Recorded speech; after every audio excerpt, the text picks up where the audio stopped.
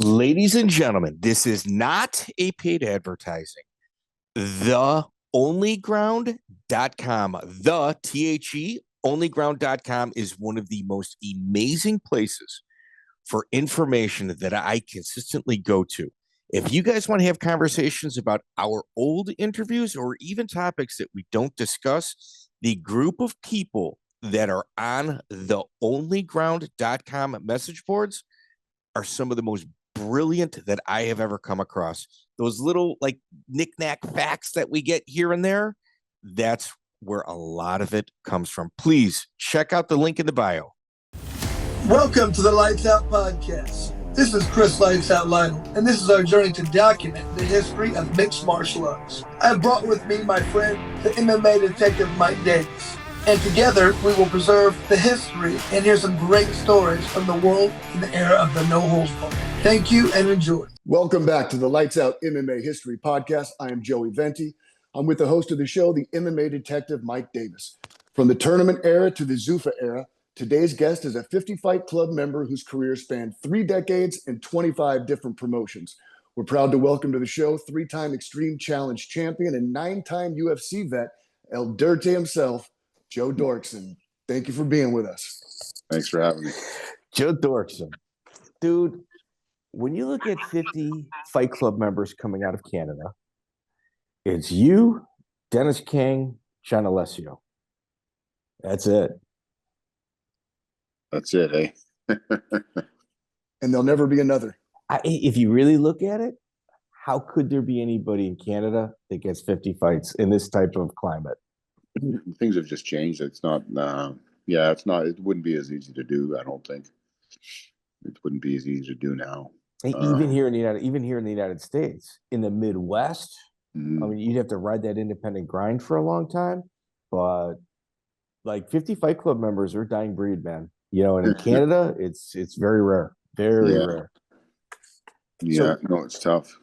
Joe, let's talk about yourself. What are you doing today? Like, what's like you kind of disappeared.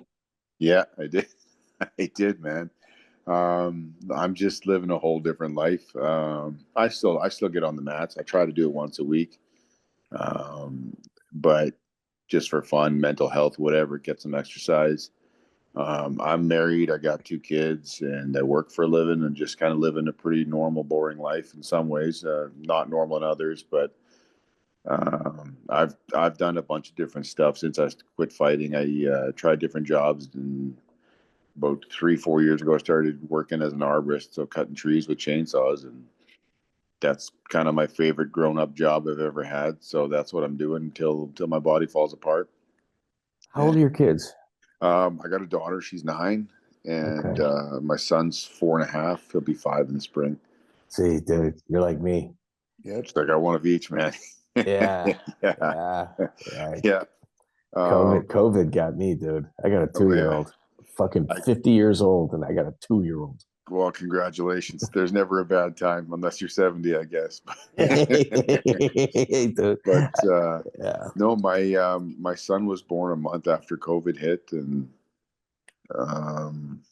you mentioned the COVID thing. He was a little bit different around people for a while.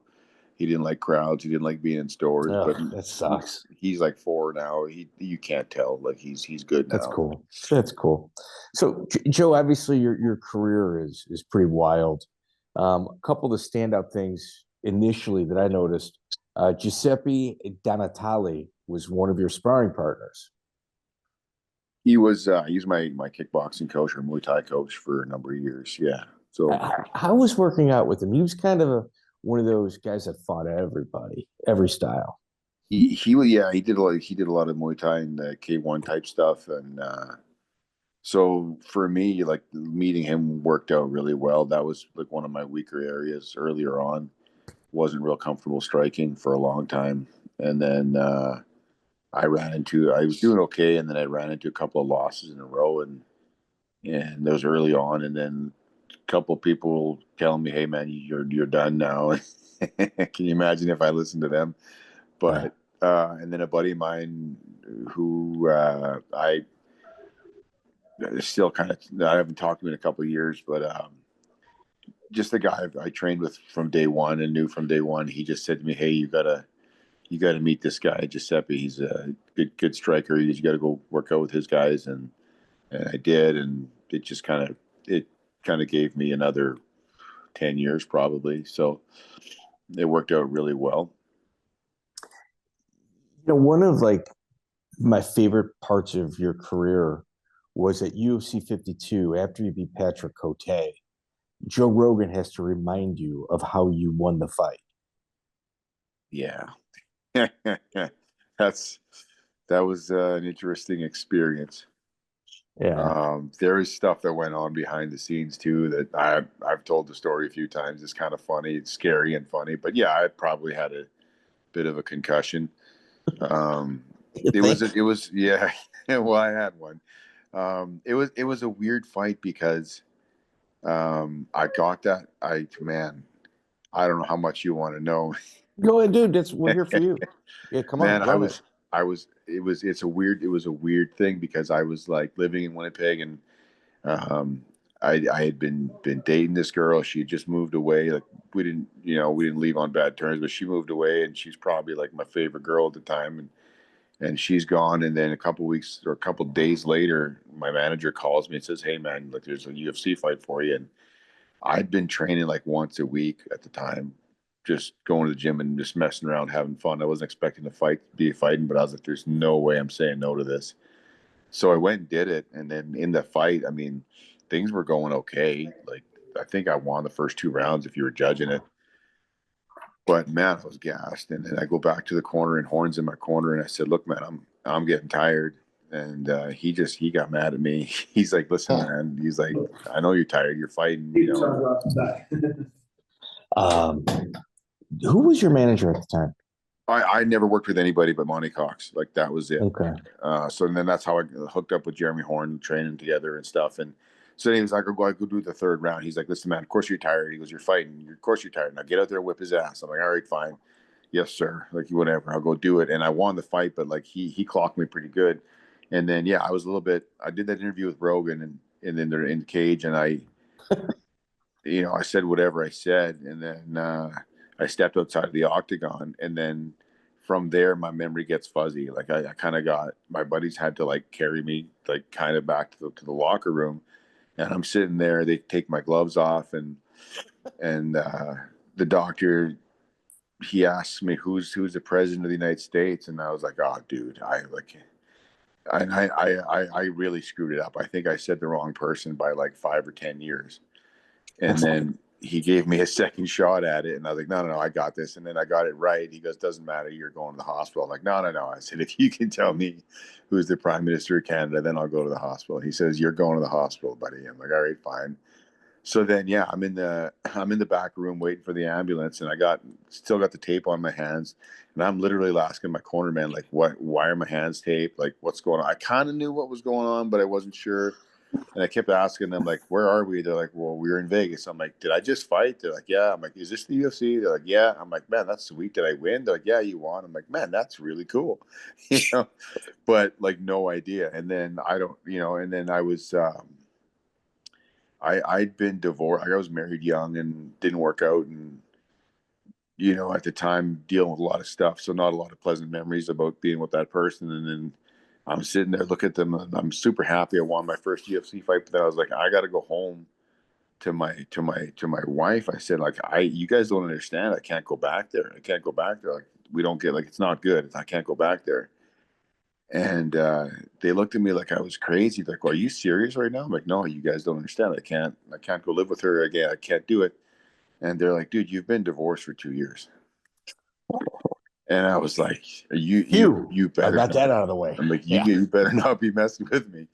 So, and then yeah, they put me in the ambulance, and then from the arena to the hospital, it all came back bits and pieces. And that poor paramedic sitting with me, I'm like, "Oh, dude, it's all good. I remember now. I have the divorce certificate. Everything's cool. Like everything's fine." And he's like, "Okay, cool, man. Like that's great." He was really worried. Yeah, he was really Yeah, concerned. he was worried about me. Yeah.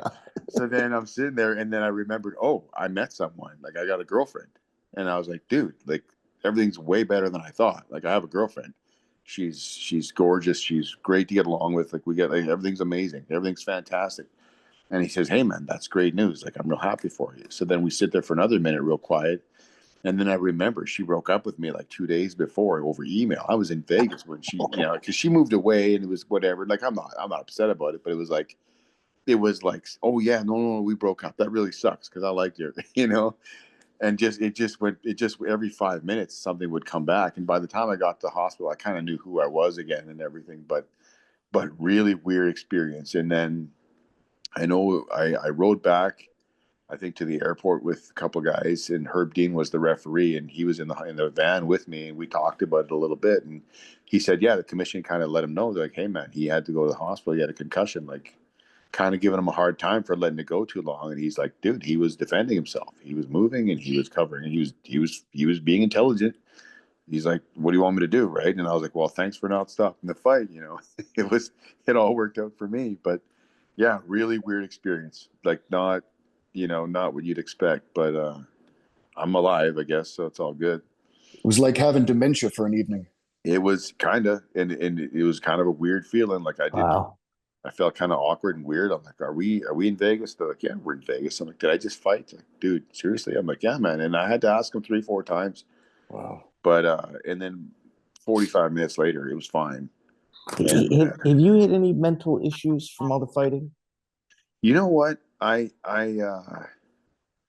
If I took a lot of shots in a fight, I took time off. I didn't spar for months. Okay. I'd go wrestle and do whatever, but I maybe had a couple concussions, 2 or 3, maybe. Nothing terrible. So nothing in the gym. It was always in a fight. Usually in a fight, and then I got knocked out later on, a couple fights in a row. I got knocked out by who were they? Who were the 2 guys? One of them was Jason McDonald. It was in Montreal, and then the fight before Marquardt. Yeah, Marquardt. Marquardt was a decision. No, that wasn't a knockout. Okay. But the fight before, the fight after, it was 2 in a row, and I said to my doctor, I just want to make sure everything's okay. So he says, "Oh, that's fine. Let's do an MRI." And then I did an MRI. That would have been 2008 or 9. And he just emailed me one day. He just said, "Hey man, nothing bad shows up. Like you're good to go." And he just said, "You're fine." But, and obviously, like we've all, if you're a fighter, you've been punched in the head and you've had concussions, I guess. But it's just really weird to have a fight, like the biggest fight of my career at the time, you get a win and not remember the 3rd round. You know what I mean? It's just it's a weird thing. And then to go back in time like that and like not know who like who the president is, and then really messed me up because my brain remembered that I was happy and didn't get along with my ex, but then forgot that I left. So that was probably the most uncomfortable part of it. But as it turns out, that was already done. So yeah, it's just funny now. So, Joe, do you get recognized in the regional scene still? Like not very often. Like if I go to like a grappling tournament, or if I go, if I'm doing something related to martial arts, then yeah, someone will say hello. And but now it's like the last time I went to a grappling tournament, I got a couple of guys I train with that are competing and hanging out, and we're all old men now and all the whatever, which is fine. But then, like, literally someone's kids come, like someone sent his kids to come take a picture with me, right? They're like, "Hey, my dad says you were a big deal." Well, you got to look at it this way. And Joey and I, we have these types of like rabbit hole discussions offline.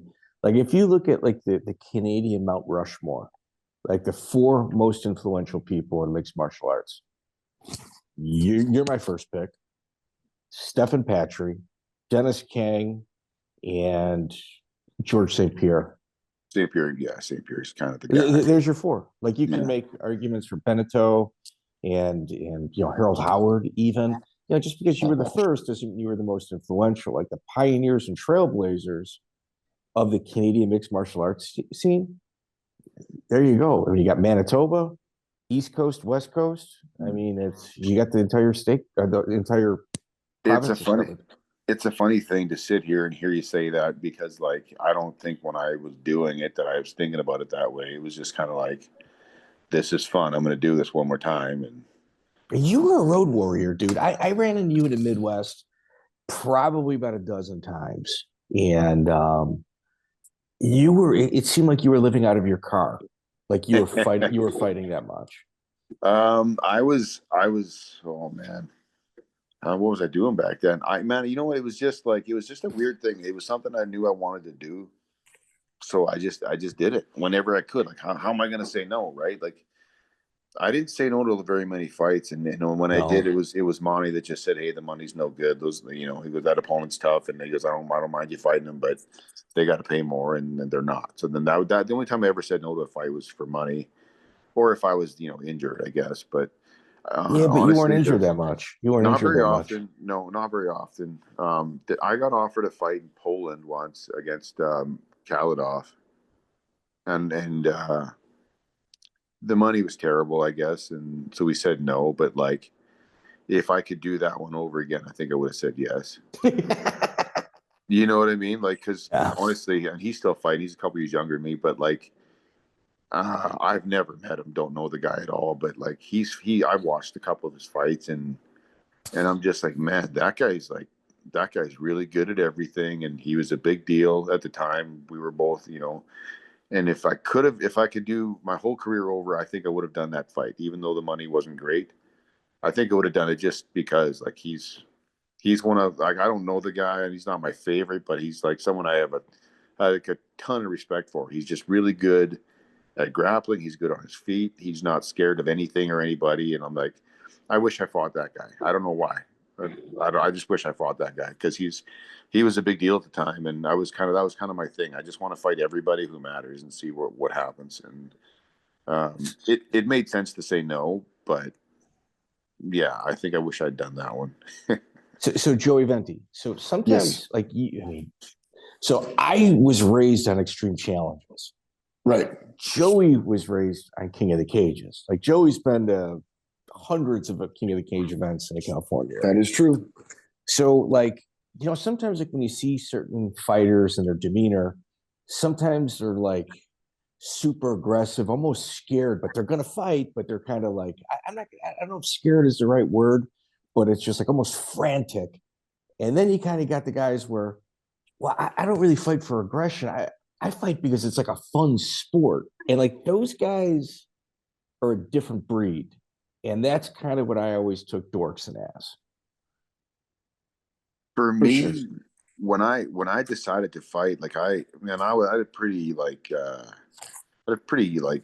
almost ideal childhood in terms of like my family all got along. Parents were like, there wasn't a lot of violence in my life as a kid. And then you get older, and I got bullied probably like the normal amount of times by the normal type people. Yeah.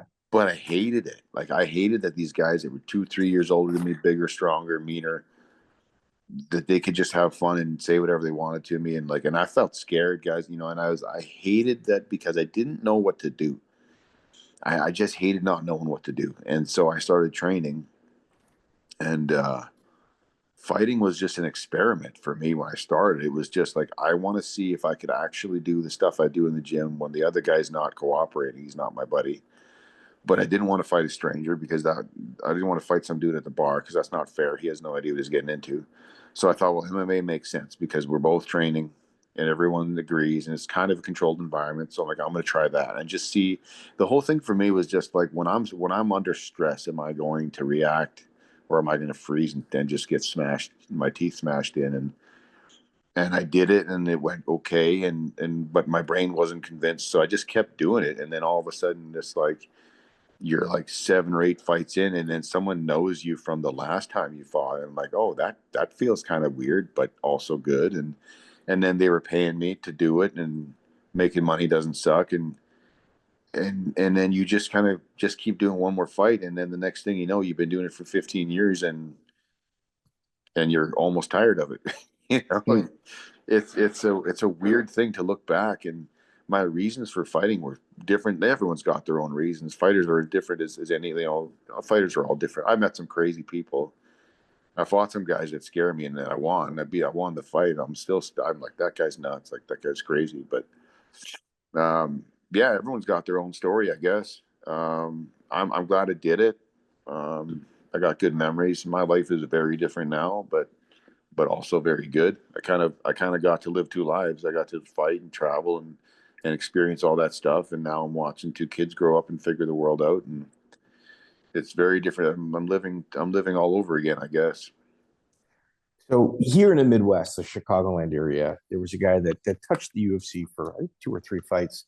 Keith Wisniewski is his name. He's in our catalog. You guys have a very similar mindset as well as just like personalities. But like with you, let's start from the beginning. Your first fight on record, February 6, 1999, the Bas Rutten Invitational, Denver, Colorado. Shawn Tompkins is the matchmaker and referee. And dude, it's a 16-man tournament. It's a hell of a debut. So like I had a guy from Winnipeg where I was living. He's the same guy that got me hooked up with Giuseppe. His name was Lance Cartwright. We called him the Snake. He fought MMA a bunch of times. Super good dude, training partner for years. He actually went down to Colorado before that event, and he fought, and I can't remember the name of the show. It was the same thing, same building, same promoters. He did it, and he fought Pat Smith, and he didn't know anything about leg kicks, so he didn't have a great night, but he started kickboxing after that. He comes back to Winnipeg. He says, Joe, you got to go do this. You got to go do this. You got to go out there. You got to go do this. So he brought me a piece of paper with all the information on it. And he's the one that kind of made me aware of the opportunity out there. So then I flew, like, it's on my pro record, but man, I paid for a flight to Colorado from Winnipeg. My buddy knew a guy down there who put me up for the week. And then I paid $60 to enter the tournament. And they told me there's not going to be more than 3 fights. It's an 8-man tournament. If there's more than 8, we'll split it up. And then I paid $60 for a pair of gloves. And then I went and fought 4 times in one night. That's so good. Wait, Joey. Here we go. All right. Abundio Munoz is your first opponent. Yeah. What do you remember about your first walk to the cage?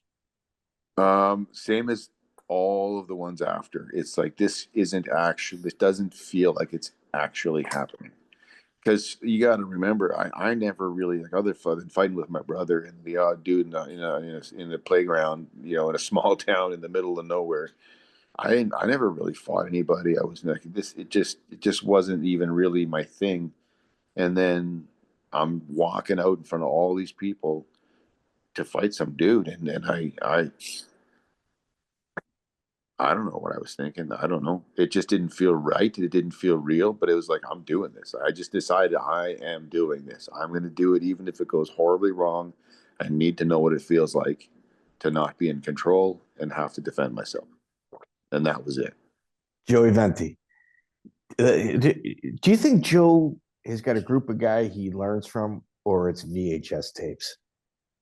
He seems like he started off with VHS. Me too. He linked up with the Milicic guys at some point, right? Yeah. To be completely honest, that's a funny thing to say, because when I started, I mean, when I was doing like karate for years in high school with my brother, my older brother, and it was like no contact. So like, how do you even know if what you're doing is any good? But then we were like, the UFC started happening, and we were watching stuff on, like, you'd watch videotapes with your brother and learn techniques, and we'd be like wrestling and grappling. We were probably terrible, but we were doing it. And then I actually, we had this a gym in Winnipeg. They brought a Brazilian guy up to coach for a little while, and that's when we actually started realizing, oh man, we have no idea what we're doing. Do you remember the name of the coach? Marco Vasconcelos. He was a purple belt back in 1995. He was from Sao Paulo, I think. Trained with the Bering team, Flavio Bering. So he got there before Fabio Holanda, who really made a name for himself. Yeah, this guy. There's 2 brothers that came up, and I didn't meet the other one until years later. Is the other one Fernando? Fernando Vasconcelos was a big name out here.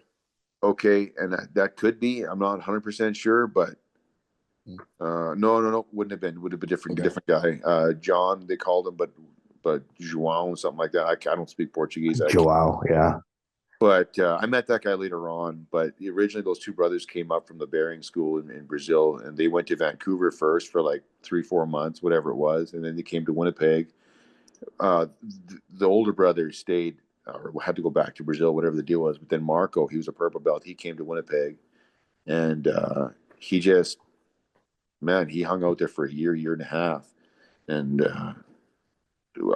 he was older. I was 18, man. I was 18 years old. I was off a farm, and I didn't know what was going on, but I just knew, like, the first time I arm locked somebody that didn't want me to, I was like, oh man, is this cool? It was like a drug, man. It was Yeah, high from it. Yeah. hands on, right? So I was doing this, like, man, I was a kid watching like Jean-Claude Van Damme and Steven Seagal and all those dudes growing up, thinking that's, you know, that's real life, and it's not, obviously, because fighting actually sucks. But yeah, that's all I knew. And then you're doing like this traditional martial arts where you don't make contact. And like, I wonder what would happen if I actually had to fight somebody. I have no idea, right? And then all of a sudden you're doing jujitsu, and you're like, you're in. It's not striking, but it's contact. You're holding on to him. He's holding on to you, and he's resisting. And it's like, there's no cooperation really. And then so, like, you know if you got him because he's tapping, and you know if he got you. There's no pretending what may or may not work, and it was just real. And I really like that part of it. You can't pretend. You know, it goes your way or it doesn't. So that's I think what I liked about it. So when you look at your first tournament, you beat Abundio Munoz by rear naked choke, Ron Lobley by rear naked choke, and then you go up against Dennis Reed. Dennis Reed at the time is 14-13-1. Yeah. Like, Dennis is no punk, man. Like, and he's from the area. Yeah. You know, like, you get Dennis Reed, you win by triangle. So you got, I mean, it's your first 3 fights all in one night. You got 3 finishes, and then you meet Eugene Jackson in the main event. Future UFC veteran who's 7-2-1. Yeah. I think he may have already been a UFC veteran by that point. I think you're right. I think he might have fought in UFC like months later. I'm not sure. Joey, take a look. Yeah, jump on that. I'm looking. It's a hell of a debut. Well, you got to start somewhere. Man, I had no idea what I was doing when I fought. When I started fighting, I went in like, I had no idea. You know what? I had a buddy out here. He was a couple years older than me. He'd been training a little bit already. We were watching UFC fights together, and man, I was just a quiet kid from, well, maybe not that quiet, but a kid from the middle of nowhere, and I'm watching guys fight, and we were doing jujitsu and like learning proper technique and whatnot, and we're watching UFC fights, and guys are doing stuff that is like not correct. And I was like, so my buddy's name was Glenn, and I go, Glenn, like, guy, I want to ask you something. He's an older guy. I trust him. He says, well, what's up? I said, man, we're watching these fights, and I said, they're not doing everything right. They're making mistakes. He goes, well, yeah, they're people, you know, they're human. And I said, I think I could do this. You know, like, what, like, do I?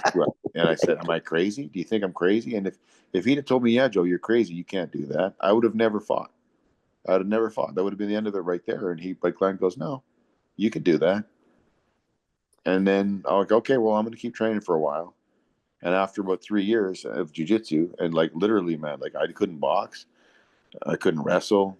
I just 3 years of jiu-jitsu, and I just went hard, put some gloves on, and I ran at people, grabbed them, and fell, and then I just catch them and whatever I could get, and that worked really well for a while, and then I started fighting better people, and then until it didn't.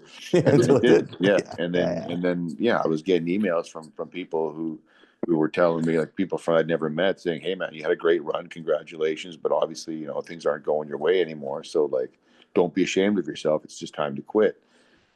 And I was like maybe 10 or 12 fights in. Oh, wow. Well, so then what do you do, right? And then I'm like, well, I mean, like, no offense here, but I think I'm just going to try and get better at this. And that's when I hooked up with Giuseppe, and man, again, like, another gear. I was like, I had like a tiny bit of boxing, like, but at that point I had maybe a year of boxing lessons, but like not at a pro level. We're just messing around, and I could kick from my karate days, but I wasn't good at it. So then now I'm walking into a kickboxing or Muay Thai gym with a bunch of like these guys, like they knew what they were doing. So then every day, every Saturday was sparring day, usually around noon. And for about a year, probably 50 Saturdays, I walked into the gym shaking because I knew what was coming. But I knew I had to do it. I knew I had to learn. I'd be like, my hands would be doing this walking into the gym because I knew I'm taking a beating for 5 rounds today. And then guys half my size are going to beat the piss out of me. But if I don't, then I'm done. Right. And I don't know why, but I knew I had to do it and I wanted to keep fighting. So I did it. And then over a year of that crap. And then one night I went out on a Friday night and I got drunk with some people. Probably there was a girl involved. And then Saturday morning I'm in the gym and I'm hungover. And then I used to train with this guy named Dave Zuniga. He was like smaller than me, but man, was he good. And that son of a bitch never got tired. He would just keep hitting you. He's another old school guy. Yeah. So then I go into the gym a few times. I'm hungover and feeling like shit. And I didn't want to tell anybody because I knew they were going to get mad at me. So I didn't tell anybody I was feeling like crap and it was my fault. And I just thought, dear God, please don't let it be Dave today. And then it was Dave for 5 fucking rounds. But I knew I was hungover, so I didn't try to punch hard. I got to conserve my energy. And then I went 5 rounds with him and didn't get smashed like usual, which was weird. And then Dave came up to me after. He said, good job, man. That's the best you've ever looked. He says, you're calm, you're relaxed, you're not being tense. And I was like, oh. I'm like, okay. Very Jeremy Horn-esque. I think you and Jeremy Horn shared a similar fighting style. It's possible. I mean, we trained together a lot. Like I lived in his basement so many times. Jeremy's another guy that like. Yeah, before we get too far off track, I apologize. Let me just kind of circle back. John Peretti was kind of like when Bas Rutten did this event, everyone knew who Bas was. But like in our interview, even Bas said, his thing was, I had the UFC matchmaker there. Like, what was your impression of John Peretti? I mean, you won his tournament. I honestly don't know. I don't even remember him. I don't remember meeting him or talking to him. Until you told me he was there. I don't think I knew. Man, I didn't know who anybody was at that time. So I had a chat with Monte Cox like probably 5 years ago. He was writing a book. We were talking about a bunch of stuff. Yeah, I did a fight for him after the first fight I did after that Bas Rutten thing was for Monte. Rick Graverson. Yeah. And Gravison. I apologize. I was supposed to do like an amateur show for him in Minnesota. And a bunch of guys from Winnipeg drove down to Minneapolis and we all fought. There was 3 guys in my weight class. I got a bye, so the other 2 guys fought first, and I was supposed to fight the winner. They were both so banged up after the fight, neither one of them wanted to fight again. And so I drove all the way out there and didn't fight. And that was an amateur show. So Monty knew Dennis Reed, and he felt bad for me that I drove all that way. So he talked to Dennis Reed, and he knew that I'd fought him. He goes, hey, what do you think of, this Joe guy? And he says, well, him and Rick would probably be a good fight. So then he goes, hey, do you want to come out and fight this guy on a pro show?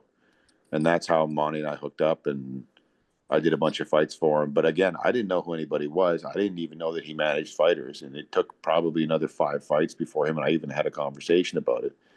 And next thing you know, he's my manager. Let's kind of quantify this because I don't want this to kind of get lost in translation. Sure. So you've only had 1 day of fighting. So you had 4 fights, but it was all on the same day. Yeah. So in August, that was in February 6, 1999. This is August 21st, 1999. Rick Gravison is 13-8 at the time. Like if you combine your opponent's records between Dennis Reed, Eugene Jackson, Rick Gravison, like there's a lot of miles on the odometer there. Rick, I think he's a former prison guard. I think he's retired right now. Fought a lot of tough guys. I've seen that guy get concussed at least a dozen times live. But Rick is, he's a biker type. Like he's going to put it on you. I didn't know who anybody was. You put a guy in front of me, I'm going to go, I just want to see what happens. That was kind of my mentality. I didn't know who anybody, I didn't know anything about anything or anybody. I had no idea. So I just wanted to try fighting. And I thought I'm good at jiu-jitsu. So Should be fine. Just Yeah, that was the first time I saw you fight. Was Rick okay. Ravison. Yeah, and that's the first time I got paid for fighting. Wait, you didn't get paid for the Bas Rutten Invitational? No, I told you, man. I flew myself down there. I paid $60 to enter the tournament, and Did then you get a belt? Well, no, because I He lost was the runner-up. lost the finals, right? So I was. Oh, you lost by neck crank. Fuck. Yeah, Yeah. my fault. Yeah, I won 3, but that wasn't enough. But no, man, I knew nothing when I started. I just knew I wanted to try it out. It was just let's just like see what happens. It was just yeah, it's weird. It's weird to look back and think about it that way. But it was a different time too, right? Like it was just a different things were just different back then. So you fight in a WEF October 9th, 1999 against Chris Custer. WEF has got kind of a synonymous. They're synonymous with the kind of like a shady promoter, Jamie Levine. So Jamie Levine was a judge when I fought Rick Ravison. Okay. And that's how I got that. He was like, I wanted this guy on my show. So then, and again, Jamie goes, hey man, I got a fight for you. It was in New Orleans. And Yeah. and man, it's so funny. Like the stuff that happened to like, you know, I had a long career, got to do a bunch of cool stuff, but like there's early on, like if it wasn't for certain people, none of that would have happened. So Jamie Levine calls me up, says, I got a fight for you. It pays $500, but you got to fly yourself down here. You're fighting for free. Yeah. And pay for your own hotel. So and your own food. Yeah. And there was like 2 guys in my gym. Or like, again, I was an 18-year-old kid. I had no idea anything about anything, man. I knew nothing about the world or how it worked.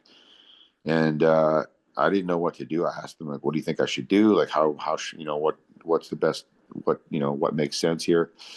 And they knew that it made no sense for me to fight for $500 and fly myself down there. But they also knew that I wanted to fight and that I had done well so far. So these 2 guys, they're both chiropractors. They had separate offices, but they both trained there. And they were like, here's what's going to happen, Joe. They're like, we found you a flight and we bought it for you. So go fight. No way. That's cool. Yeah. And then, dude, that's so Canadian. I can tell you, man, friggin' Canadians are so I can polite. tell you half a dozen stories like that, where it's like, if it's not for this guy, I didn't fight. If it's not for that guy doing Do you know their names? Do you remember their names? I am sad to say I don't, because I don't think they stuck around too many years. Okay. Man, one of, and then the other guy I can't remember, and just I was like an 18-year-old kid in a room full of 30 to 40-year-old men, right? And everybody we all just sweat and bled together, and everybody got along, and it was all good. And they were like, oh, you got offered to fight. They just heard about it, and they're like, well, he should go. So they just bought me a plane ticket. This was a big card too. It was Conan Silveira and Maurice Smith. Dude, Jamie Levine was such a shyster. Like, he registered sex offender, but what he would do is he would get all these money guys, create a business, and dude, his contacts were unbelievable. Like, he had Pat Miletich versus Pele. He had Minotauro Nogueira. Like, Jamie Levine, say whatever it is you want about him, his cards stand the test of time. Absolutely. And I didn't really know much about him. We spoke a few times. That's about it. And I was just, man, I was 21. I was 21. And I was just excited to be able to fight. And it was like super cool to be in a building full of people that are like, man, I was number 5 out of 7 children in my family, right? So it's like, you don't really, it's a joke, but you don't matter that much because there's lots of you, right? And I'm joking. I came from a good home and I was loved and all that, and they fed me most of the time. But like, you don't get like a whole ton of attention just for you. So then walking from behind a curtain down an aisle and having like thousands of people staring at you is the weirdest thing like you've ever experienced at 21 years old. Like it's the strangest thing. And then you get up into the cage or the ring, whatever you're fighting in, and there's lights on you and it's the craziest thing. And then you fight this guy and then you're in the middle of it, man. Like sometimes it just sucks because he's stronger than you and he's punching you in the face, and that's not how you want it to go.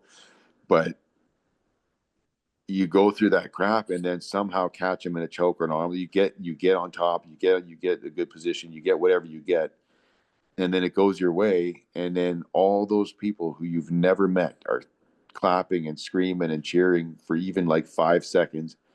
And it's just the weirdest thing in the world. It's the strangest thing in the world because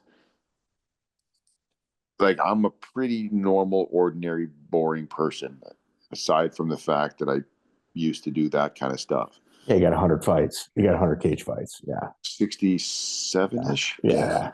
But it's like, it's a weird thing to look back and be like, man, that's really strange. That many people are just staring at you, watching you walk into a ring. And it's kind of cool when you're watching the show because, man, you don't know what's going to happen when that fight starts, right? And you don't know who's who because this is kind of like before the internet. Like so when I got to go do this thing, and plus I got to go to New Orleans, which was kind of neat.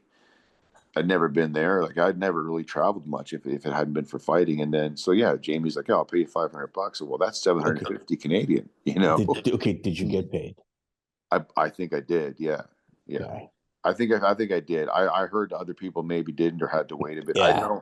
I doubt I got paid right away, but Joey, he'd sometimes make you wait a couple shows to get your check. A couple of shows. Yeah. Jesus. Yeah. I've had a couple where I got paid a little bit later than I would have liked, but I think I always got paid. That's not true. One guy didn't pay me. No, yeah, he did. I can't remember his name anyways, but it doesn't matter. Okay. I think I was lucky. A lot of good stuff happened and I had good people around me looking after me. So I was fortunate in a lot of areas. Another time I got to see you fight, Joey, he fights this guy that's 9-1 at Extreme Challenge, November 13th, 1999, by the name of Matt Hughes. That's a tough draw. Again, I had no idea who anybody was. This is like your fifth fight? Dude, he's 9-1. He's never fought anybody really without a dozen fights. You know? I remember that show. And so I fought him with no wrestling and no boxing. I just ran at him like, let's see what happens. I had no idea who he was. I knew he was known, but it didn't, I didn't just put somebody in front of me and whatever happens. I didn't know who he was. I had no idea who anybody was. So I just fought. It went to the second round. Yeah, it did. I got hurt pretty bad in the first. Dude, you got hurt real bad. And man, it's been a lot of years. I just remember thinking, I'm just going to let him throw a couple big ones and then I'll catch him. I'll catch him at something. And not that I was going to let him hit me, but like let him throw and I'll catch his arm and whatever. But he landed it. So what Matt would do back then is Matt would go to the cage and he'd walk around and he'd find out like where the cross beams met, like the hardest part of the cage. Yeah. And whenever Matt did a takedown, it was always usually right there. And Joe Doerkson, I believe you got hit with an elbow that split you open real good. That one, no, I didn't get cut in that fight. I don't think I need stitches. Possibly, but I don't think so. No, I don't think I need stitches there. But what ended up happening was he landed a good one. I was on my back, and he landed a good one and just kind of messed up my vision a little bit. Maybe a concussion. I don't know. Probably, maybe not. But in between rounds, I could just tell I couldn't see very well. Things were just a bit fuzzy. I just took some shots. It wasn't, again, no wrestling, no boxing, just. And he knew what I was. He's a wrestler who can box, and he trains with submission guys, right? So it was just one of those times where it's like you're just not prepared yet. Like I just didn't have the right. You felt like what it was fighting a world champion. You fought a world champion that day. I guess he was eventually. I like right around this time, like. Dojo TV used to be like this little online zine. And the one thing that you always noticed is whatever Pat Miletich was doing, Matt Hughes was by his side. Like there was nothing Pat Miletich was doing working out or in the gym. And Matt Hughes literally, it's like the big dog and the little dog. And Matt Hughes at this time was, every bit of what he was about to become. Oh, for sure. And like Dedicated, I had no man. idea who Pat Miletich was. I knew who they were, but I didn't know that they were. Just I cool didn't know they guys, were eh? I didn't know they were fighting. I had no idea, man. And honestly, like for me, that's how I learned. Was I'd go out there and I'd win fights until I didn't, and then okay, how come I'm not winning fights anymore? Well, you probably need to learn how to do this. You need to learn how to do that. Um, yeah, I didn't even eat properly or do strength and conditioning till Weight cut. You didn't even weight cut. at first I didn't have to because the weight classes were different. But we used to fight at 200, right? So I'd be like 198 walking around or 95. But it's just funny looking back, man. Like the stuff I was able to do without having an idea what I was doing. I can't believe I fought without knowing how to box or do a takedown. Or even like going for a run 3 times a week. Wasn't even doing that. I was literally, man. I had MMA fights where I would train with a gi on because that's what everybody was doing that day. It was just a jiu-jitsu club. There wasn't an MMA program. There was nothing. It was just I was the first one to do it, kind of. Well, Lance did it first. I just did it longer, I guess, and more often. But we just kind of figured it out as we went, and then we just survived the sport, I guess. I don't know, but you learn as you go. And in that time, you could do it. Like there was so many different levels, right? There's amateur fighters now that are better than I was back then by a long shot. Matt Hughes was actually coming off a UFC victory going into your fight. Yeah. That's hilarious. Yeah. Against Valery Ignatov. Right. Who's Valery Ignatov? Bulgarian Shamrock 2000 guy. Yep. How the fuck I remember that? I got some You're mentally ill. Mentally. But you are right. Problems. Yeah. Yeah. Olympian. That's crazy. Right. So he had already fought in the UFC, hey? That's too funny. Yes, he lost to Dennis Hallman in like northern Wisconsin. It was maybe Sheboygan. In his fifth fight, he lost. It was a guillotine in a tournament. It was a crazy tournament. I was not at that live, unfortunately. Okay. Yeah, he fought Dave Monet in the fight right before. It was his third fight of the night. Yeah. Crazy. Yeah, I remember I bought that VHS tape. John Rankin, 30 fights. At this time, he's got 30 fights. You fought him at February 24, 2000. And you line up with another tournament, June 17th, 2000. Mark Jaquith, who's got 21 fights, is your first bout. Yeah. That's fucking nuts, dude. Like here it is, Joey. He's a B-side, and he doesn't say no. Like he doesn't have a brave manager. He doesn't, he just doesn't have one. Never says no. Go ahead. Sorry, Joe Doerkson. Well, Jaquith, I remember was pretty. I think he was a pretty decent grappler. I very good. I threw a punch before I took him down, which was unusual for me. And it actually I threw a jab and it cut him. It cut his forehead, and then I dragged him to the floor. And then we scrambled pretty good. I was like, "Oh, this guy's pretty good." And I went for a triangle choke. He went out. He got out of it, and that's when I got an omoplata. That's like the first one I've ever done, or probably the last one I've ever done in like tournaments or in an MMA fight. Got him in a weird submission that you hardly ever see. But he was pretty. He was pretty scrambly, and he was pretty good. Yeah, that was the first fight of the night. Joey, who does he meet in the finals? Okay, when he earlier talked about guys he had beat, but were still really scary people, I'm picturing he's talking about Lee Murray. Lee Murray was the second fight of the night. Yeah, world famous bank heister. Yeah, bank robber. Lee Murray was this Lee Murray and another British guy were in that tournament. Lee Murray was the 185, which is what I was in, and there's another British guy in the 200-pound tournament. They knew each other, so they didn't want to fight each other, so they went in different tournaments. And then I got Lee Murray in the second fight of the night. And I watched his first fight, and he watched my first fight. He knew I was a grappler. I knew he was a striker. He was training with Miletich, and Miletich is standing like right next to them. Like they could hear me talking to my partner, and I was with my buddy. And I said, "Well, I think I'm just going to take him down. Like it's obvious. I'm going to take him down." And then, of course, Miletich hears that, and I'm sure he told Lee, which is fair and perfectly acceptable. But it's like, it's not a secret. Everybody knows. Like, I'm not boxing with that guy. So then I just ran at him with my head down, and he hit me in the top of the head with like a fucking sledgehammer. I had a lump on my head for like a week after that. And then I just grabbed him. I couldn't take him down, so I just fell on my ass and held on to him with my arms and sat down. Whatever happened, I'd have to watch the fight. Maybe I screwed up on a takedown. Maybe I just stopped trying and just sat down. I don't know. But once we hit the ground, it was all good. Like, you know, like Lee Murray's tough and dangerous and whatnot. It's fine. But at the time, we were 21 or 22 years old, and I couldn't box and he couldn't grapple. So once we hit the ground, I think I went, well, he wasn't terrible, actually. I think I went for a sweep or a submission. I did something and he defended it. And I just switched it up and hit him with something else. And then I got it. I think it was a Kimura.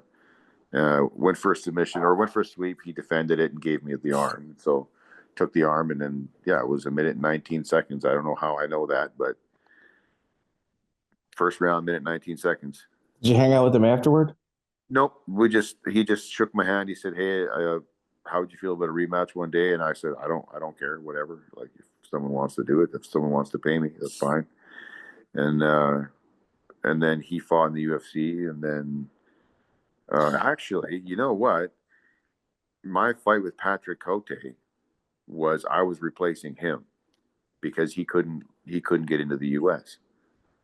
I got that fight with Cote on 2 weeks' notice because Lee Murray couldn't. He was supposed to fight Lee Murray, and Lee Murray couldn't get into the US for whatever reason. And that's how I got the fight with Cote. So that's interesting enough. And then it wasn't long after that everybody heard the news that he was famous for stuff not related to fighting. Yeah. Super weird. Yeah. And Miletich, Jeremy Horn, even Tony Fricklin, they all say he was an absolute gentleman. Like, Yeah. that guy was a gentleman. Yeah. He was there for work. People say when he was in the U.S., he behaved differently or behaved, you know, he's better. Well, and maybe he was. I mean, maybe he was a great guy. I have no idea. I didn't know him. We talked for 2 minutes. But he shook my hand. He's polite. I got no reason to not like him. I got no reason to, like, I got no grudge or nothing. Yeah. Just, we met, we fought, shook hands. So he lived with Remco Pardue for a while. Okay. And he lived with his parents, actually. So because Remco had his own place, so he let Lee stay with his parents. And he said, yeah, when he would leave, he'd leave $50 underneath the mat or something. My parents just loved him. And when they heard about what he did, they didn't believe it initially, and they were very hurt. You know, man, I worked a couple of years in the Canadian correctional system, so like I've been around my share of criminals, I guess. But Lee Murray to me is one of the more interesting people I've ever met, and not because of anything that he said to me, but I remember reading an interview that he did where they talked about, I guess he got stabbed in a bar fight or something and almost died. Yep. And I had no idea about that until I read this, and I didn't even know he was like the criminal type, you know, or at least how much so. And so then they asked him, like, now that you've nearly been murdered because of your lifestyle choices, like, now that you've almost been killed, are you like gonna like give that up? And then he says, no, absolutely not. This is who I am. Like, this is the person. This is what I am. That's not going to change. He says, the day that I die has already been chosen. I'm not changing anything. And now, like, here's the thing for me, and this has nothing to do with MMA. This is just life. But I'm like, I wouldn't choose his lifestyle. I wouldn't choose his way of living life. Like, I don't really necessarily agree with it. But his resolve and his, like, he made a decision and he's sticking. His commitment. Yeah, his commitment. And I'm like, man, that is what the world fucking needs. You know what I mean? More Lee Murrays?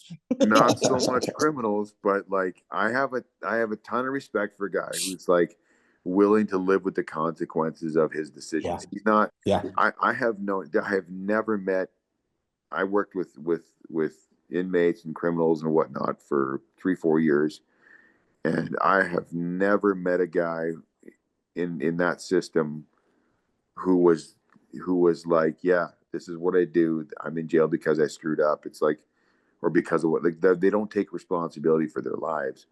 And here's this guy that's like, no, if I die, I die. This is what I picked. This is what I chose. And if it kills me, that's fine, because it's wrong to not be me.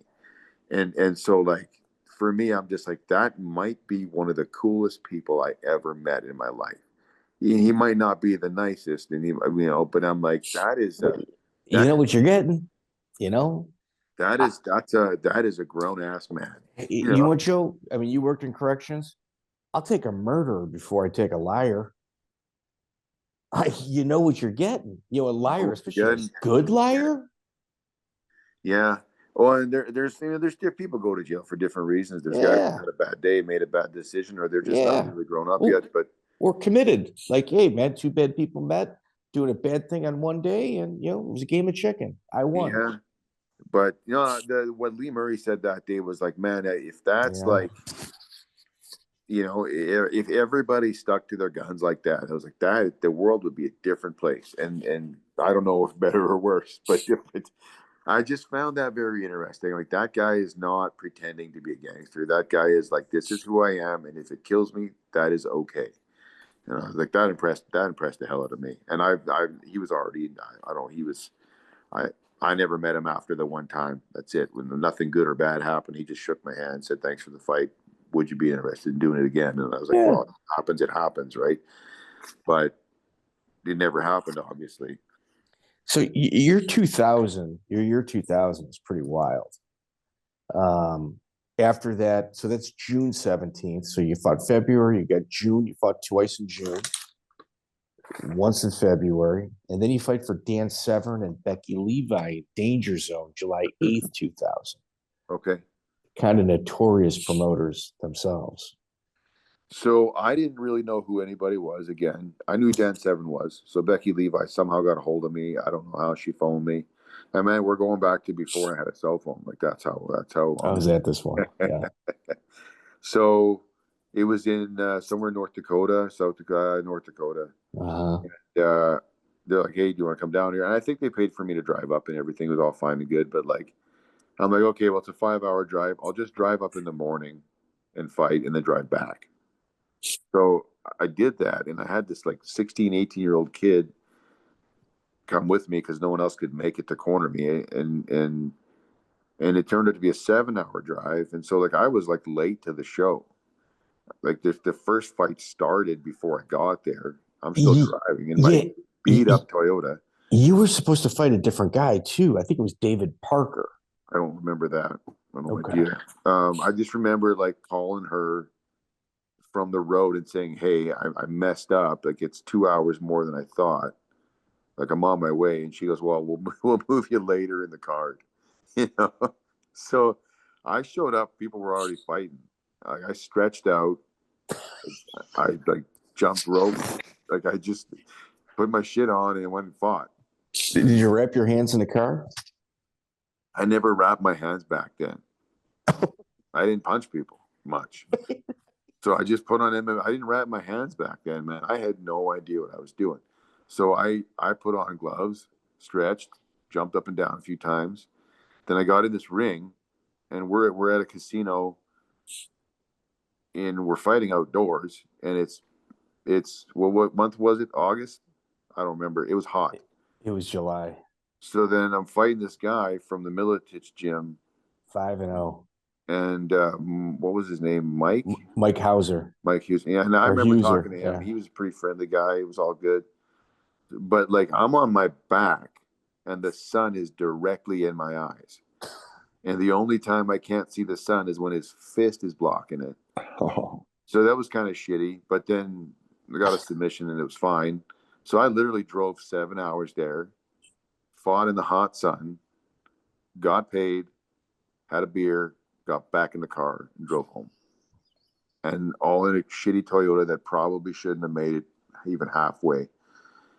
And that was like, it's the funny, I can't believe some of the stuff I did in my life. Like Dude, when you went back to the gym, they're all like, wait, what happened? They chalked it up to, the age, of you. And like, I would never do that, especially, I mean, did you even get paid for that? What did I get paid for that fight, man? I can't remember. Maybe $500. 500? Yeah, dude, they were kind of notorious for stiffing people. But like, no one really nobody got in there. Like nobody got paid a lot of money back then. No, they were notorious for intentionally not paying people, though.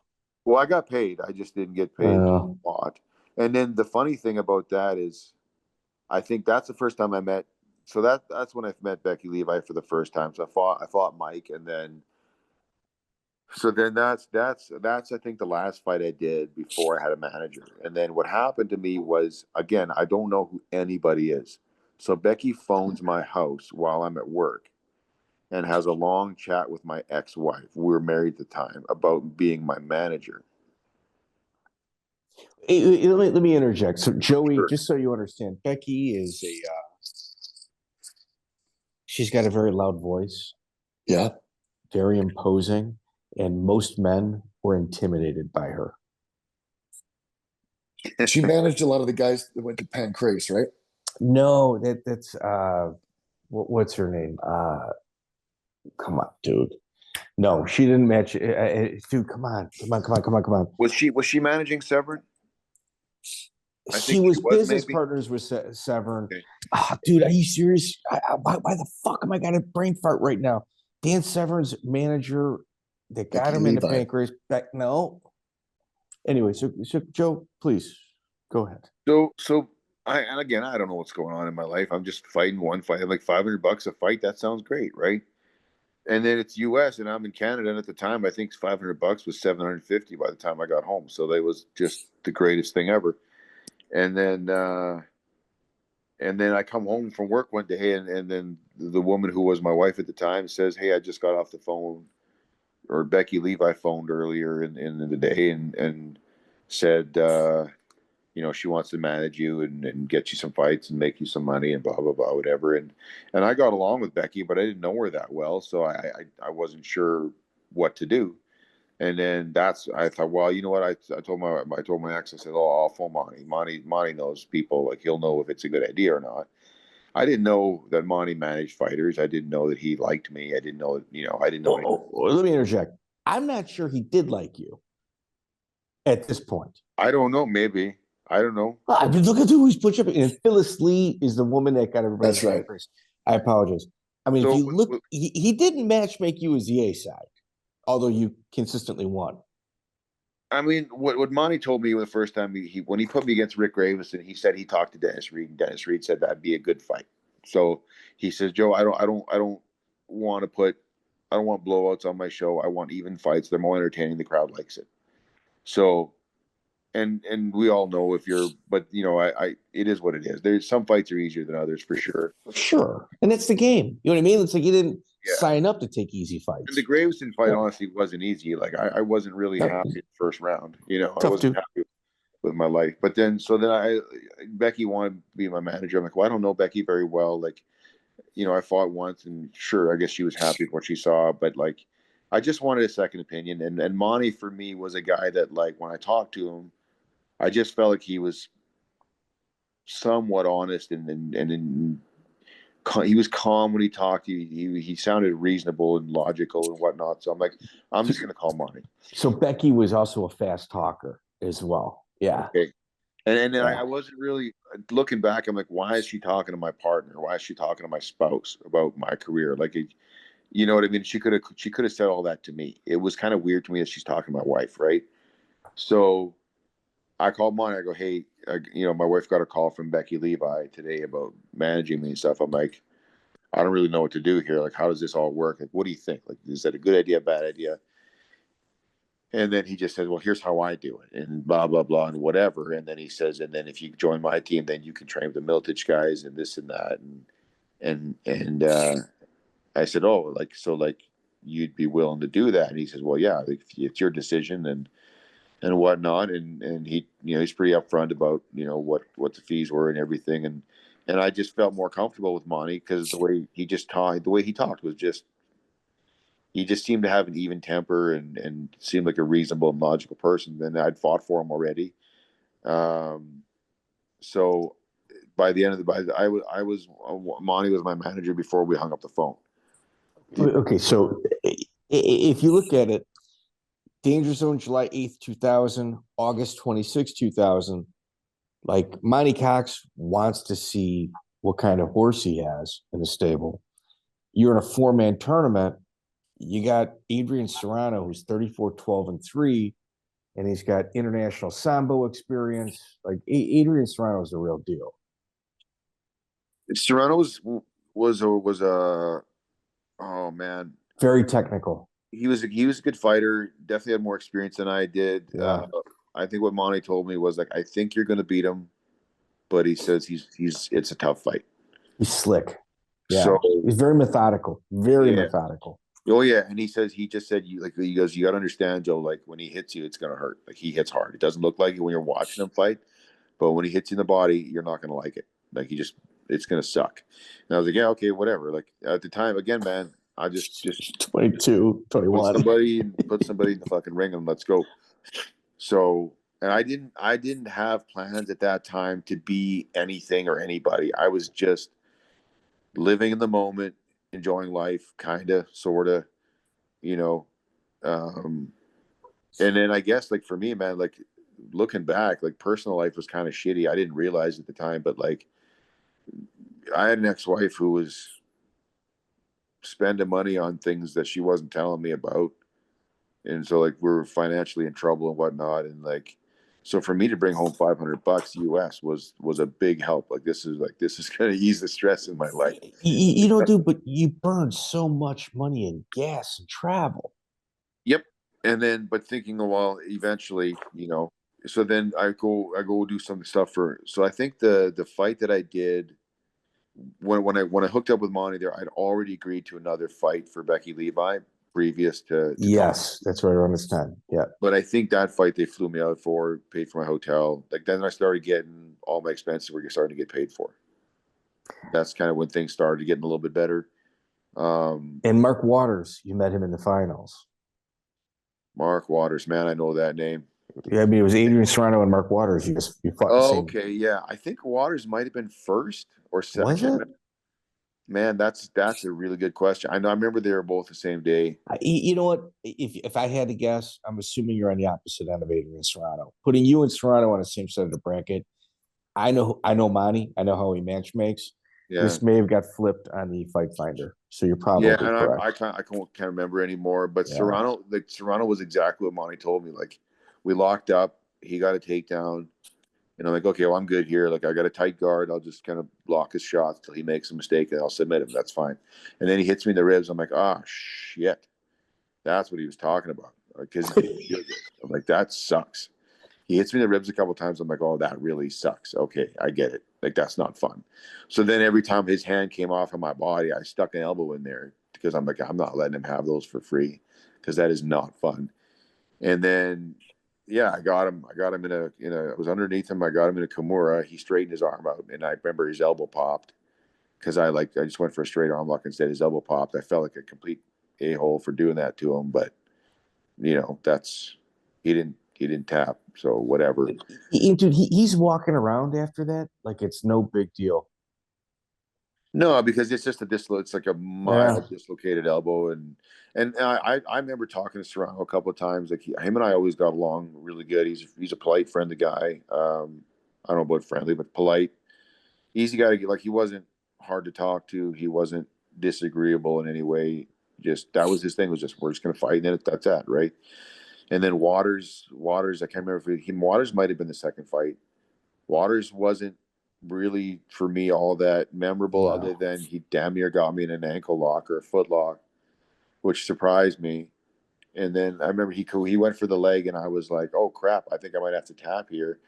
And then I realized my foot he didn't have it caught properly, so I just yanked it out of there. And then I don't even remember how that fight ended, but I remember just him scaring me a bit, and then I was like, oh no, we're fine. But Serrano did like a makeshift sling. I think it was his belt, and he just rested his arm in there. Like, I want to watch the rest of the fights. he was just a man's man. I Serrano, respect Serrano, pretty tough dude. Like Yeah. he fought one of my teammates years later, and my teammate wasn't super experienced at the time, but tough guy. So he Yeah, beat he's got him. about 100 fights. I mean, he had 50. This was his 51st fight, actually. Wow, crazy. Yeah, no, I don't even remember much about that night, just other than like Serrano was the guy that I guess Monty wanted to see how I would go, and then I think it was first round. So then I remember talking to Monty after. He goes, "Well, I thought you'd probably beat him." He goes, "I didn't think you'd beat him that easy," and I was like, "Well, I don't know if it was easy. It hurts. It hurts in the ribs." But I don't know, man. Fighting's one of those things where it's like you can fight the same guy 10 times. It's going to go different every time. It's just you just don't ever know. So you can have a good night or a bad night. You never know. I beat some guys that were tough, and it looked easy, but maybe it just caught them. You know, they made a mistake, and if I fought them again next time, it's a different fight, right? But here's the thing about the Canadian 50 Fight Club. You guys all fought each other. Oh, So, probably, yeah. Yeah, no, you definitely did. So you got David Ferguson, next Dangerous on you win by armbar, and then you got John Alessio. I mean, you beat John Alessio. We're in Hawaii. Yeah, in Hawaii. Got to go to Hawaii. Is that your first trip to Hawaii? I'm gonna say yes. Was it a quick turnaround, or did they actually put you up for a couple of days? Man, Hawaii was like you weigh in like probably right off the plane, or maybe the next morning. Yeah, the issue with Hawaii around this time was the hotel prices. The hotel prices were just backbreaking. But here's the real question: did they fly out of Manitoba, or did they make you go to like Montreal or? No, I think they flew Minnesota? me from where I was. I think every time I fought in Hawaii, I got flown from Winnipeg from Manitoba. There was one time I think because the flights from Manitoba were kind of probably more expensive than from the Midwest or wherever. So there was one time when I fought Ricky Fukuda. I think I fought for $500 less than everybody else because my flight was so expensive. And that fight was insane, man. That was like that dude was an animal. Like he was like I just beat the hell out of him so bad. I was exhausted. I was tired from hitting him. It was like traumatic hitting the guy that much. And he just didn't care. He just didn't care. I remember who was in my corner? Man, what's my brain's locking up on me here? He was middleweight champ for a while, lost to Anderson Silva. I trained with him like for years. Oh, Rich Franklin. There we go, Rich Franklin. Yeah, you were hanging out with the right around this time. You were hanging out with the military guys. Like you guys really bonded. Yeah, I got along with a lot of those guys. Rich was a guy that like we were never super close, but like Rich was just a guy that was just very. How would I describe him? I think he's a year or two older than me, maybe. Just a very guy with a lot of confidence, and he was already doing well, but genuinely nice, right? But treated everybody like they mattered as much as he did, and I really liked him just for that alone. Trained with him a couple times, and then so he was in my corner, good corner man, a good coaching, like good guy. And I remember he's in my corner. In between rounds, he's telling me whatever he's telling me. I don't remember. It's been too many years. But I just remember after 3 rounds of Fukuda, and like I was never really in trouble, but it was just an insane fight. And I go back to the corner. I go, Rich, is that it? Are we done? He goes, yeah, that's 3 rounds, man. You're done. I go, good. Fuck. I was just so tired. I was like, and I wasn't like, it was just like Fukuda didn't care, man. He didn't care. Like I was ripping his face open with elbows and just beating the hell out of him, and he would just keep coming forward. It didn't matter to him. Like nothing mattered. He just kept coming at you. He's a scary dude. He just didn't care. Nothing mattered. He just keep coming forward. It was one of the weirdest things I'd ever experienced. Didn't matter to him if he got hit. He'd just keep coming at you.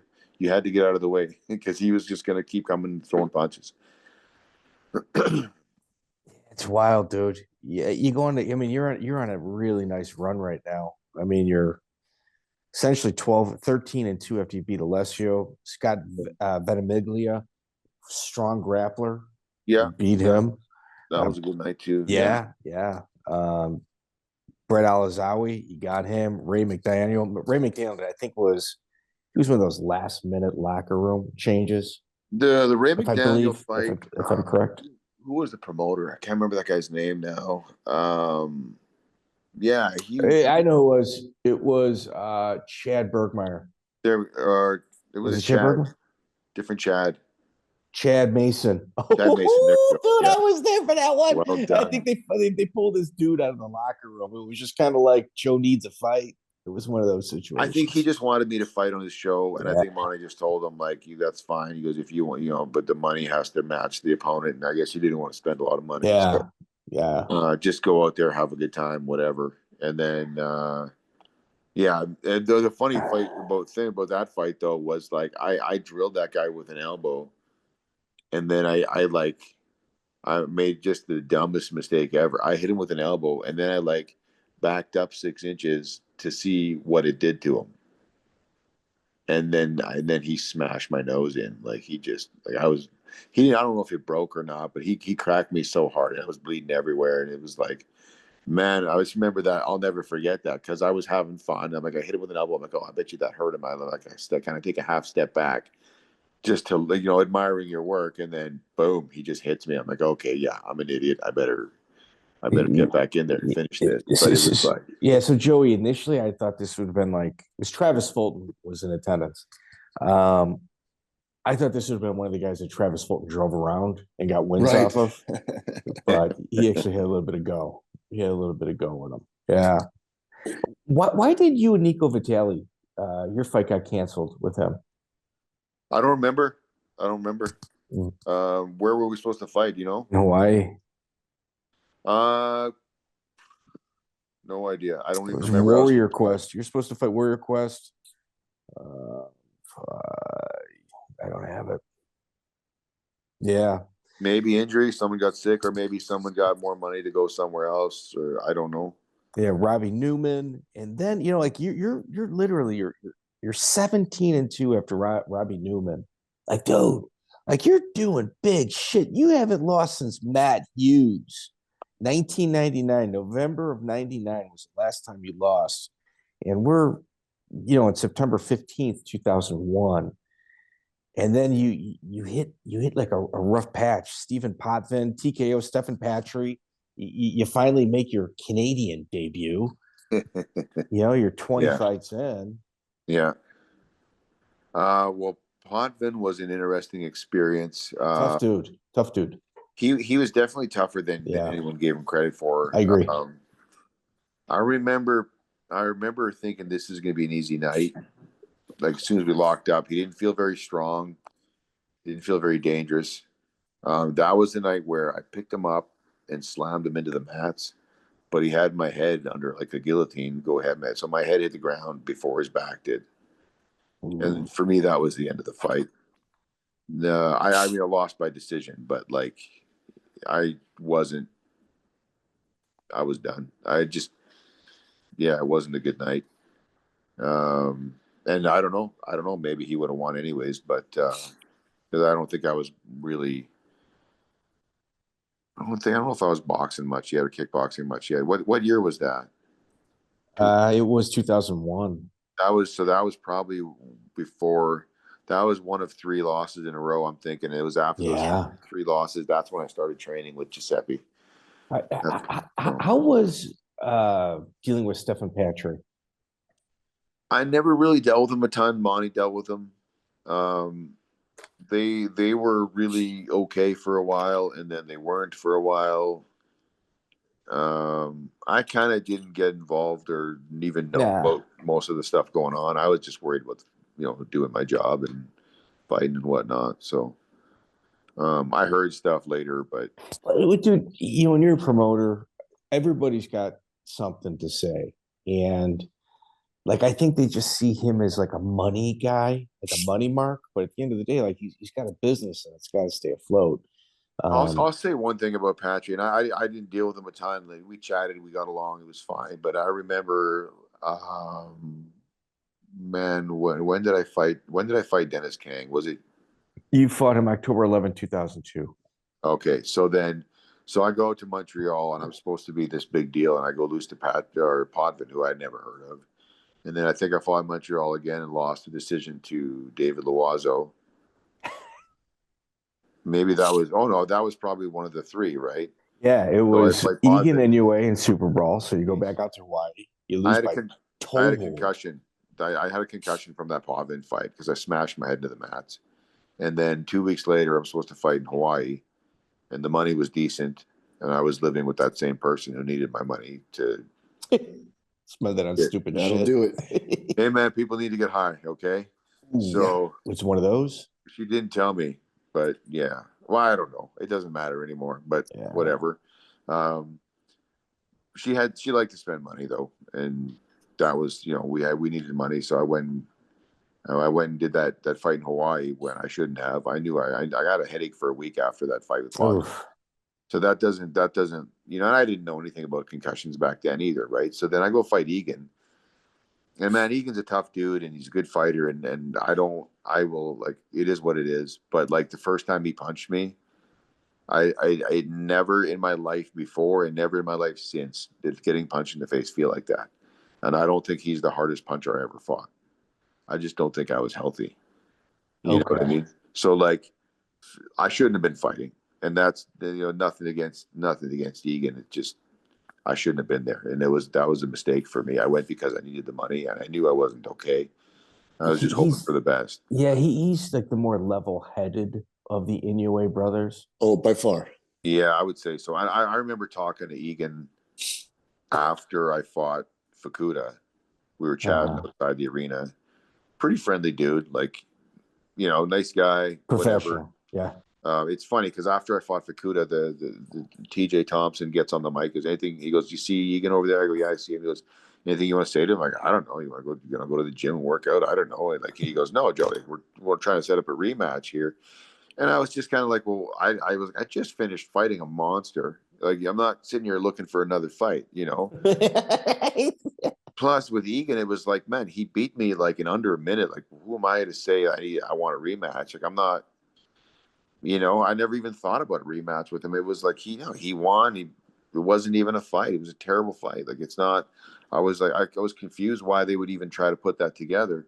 Yeah, no one's clamoring for it. You know what I mean? Yeah. I didn't realize that like Fukuda was like one of the better fights of my career. Right? I didn't know. I wasn't watching it. I was just trying to stay alive. And so it makes sense looking back, but at the time I was like, man, I just fought a monster. Like I'm thinking about a beer right now. I'm not thinking about fighting Egan Inoue again. Like I never even thought that I had the right to ask for that. I didn't do a good enough job the first time, so that I just wasn't really, my brain was in a different place. I wasn't. So it was kind of funny. If I talked to him outside, and he was kind of, he's like, "Hey man, you did a really good job. You look good out there." And I liked Egan. I thought he's a pretty good dude. I didn't spend a ton of time with him, but seemed like an all right guy. But yeah, that was we're off topic again, but we're going back to this. I fought Egan with a concussion, and then I lost a decision to Loiseau. It's like a Mack truck, a 4-2 Loiseau, which is like a guy who could wrestle, do submissions, and box, and I'm going in there with submissions, right? And it's like, and that was kind of for me was like, okay, something has to change, right? Like 3 losses in a row after winning all those fights. Well, you're either at a dead end and you got to close the chapter, or you find another gear. It's one of the two. That's when I started getting emails from fans saying, "Hey, you've had a great run. Don't feel bad." Right. And then that's when I knew Lance Cartwright already, but that's when he sat me down and said, "Listen, Joe, like there's a guy in the town. He's a really good kickboxer. He done Muay Thai. He did K1 stuff." He says, "His name's Giuseppe. You need to go talk to him." He says, Lance was already training with him. He just said, "I'll tell him you're coming. They'll help you out, but you got to do this. If he goes, it'll help you. It'll help you a lot." And so I said, "Okay, I'll go talk to him."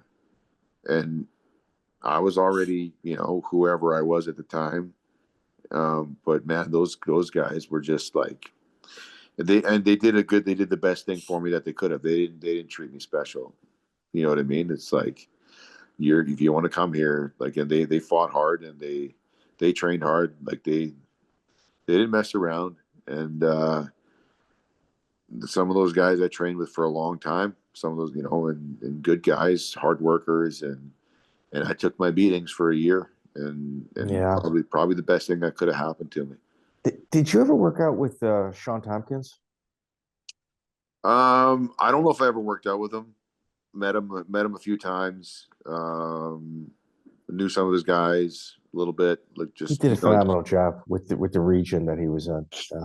He was, yeah. It's funny because Tompkins was a fighter for a little while, and not a great record, and well, not a great MMA record, but no, didn't do decent well K1 record. Okay, and see, and again, I knew nothing about any of that. I saw him fight a guy once, and he didn't look like an MMA fighter at all, but he did a really great job with coaching and stuff, and much better coach than he was fighter, without question. It did really well. It did a lot. Did well for a lot of guys, right? Yeah, like to party. He did. Yeah, he sure did.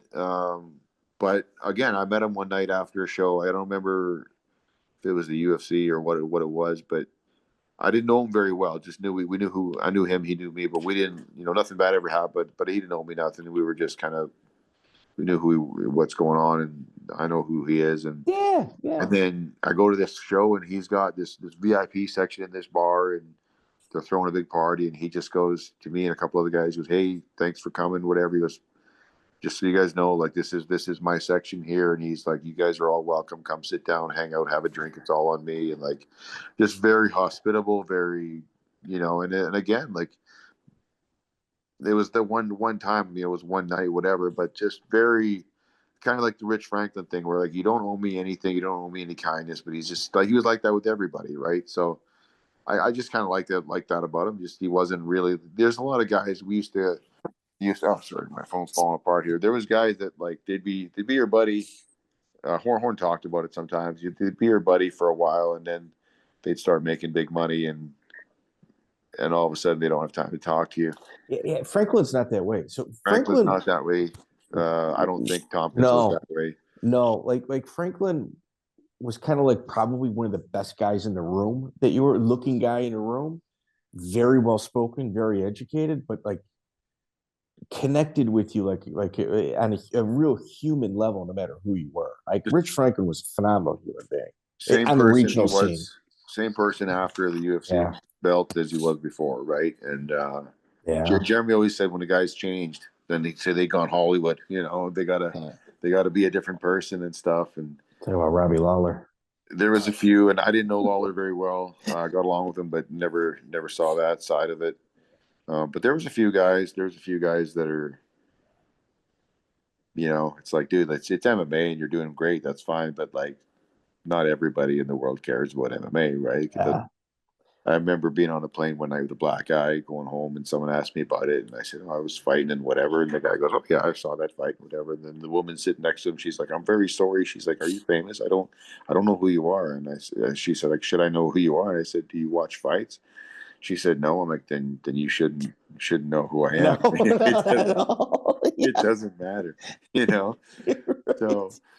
But it's, there's just different people have different perspectives on things. And for me, I was just kind of happy to get the chance to travel and see things and experience things. And just kind of live my life. And my life was interesting, I guess, for a while. Let's wrap up with this. We've had you for a long time, and I appreciate Joe. You weren't the easiest guy to kind of figure out how to track down, but I'm glad we figured it out. October 11, 2002, you're back in TKO. Future 50 Fight Club member, Denis Kang. He's 7-5. You're 18-5. Like at this point, like when you look at Denis Kang's career, his coaches believed in him, but like when you watched his early fights, you just kind of left scratching your head going, he's just a good fighter, good little regional fighter. But that guy found a different level. After he and I fought, he went to Pride, and man, he did really well. Like he's another guy I never really got to know very well, but we always had, I think, a little bit of a lot of respect for each other. He was a crazy good fighter, man. Like I know I won that fight and everything, but there's about 3 or 4 times in that 3 minutes that I shouldn't have. Like he was dangerous. So here, you're 1-3 in your last 4. Like, you want to talk about a dangerous fighter? You're either jobbing out for a payday, or you're coming in. You know what? I remember that fight. That ship. Yeah. I was nervous because he was known, and there was a lot of talk online about it, and a lot of guys thought that no matter what happens, they're like, if it gets down its feet, Doerkson's going to get knocked out. If it goes to the ground, Doerkson's getting submitted. That's what people were saying. I was like, all right, well, let's find out. And then I remember, and I always got nervous before fights. And I remember talking to Monte. I go, "What do you think, man? Like, is this something I can do?" And he goes, "Well, Joe," and he knew I wanted to fight in the UFC at that point. Like, he just said, "Listen, man," he goes, "you're not going to get to where you're going if you can't beat this guy." And I said, "Okay, well then let's go find out. Let's go." And that was a good night for me. I went in there. I think my head was in the right place. It was just kind of like I'm just gonna go. I'm gonna go do some work. And you know who was in his corner? What's that? Who was in his corner? No, I can't remember. John Alessio. Right on. All 350 Fight Club members. Yeah. It was a heck of a scrap, man. Like, I remember the first punch I landed, dropped him, and I thought, sweet, I'm gonna murder this kid.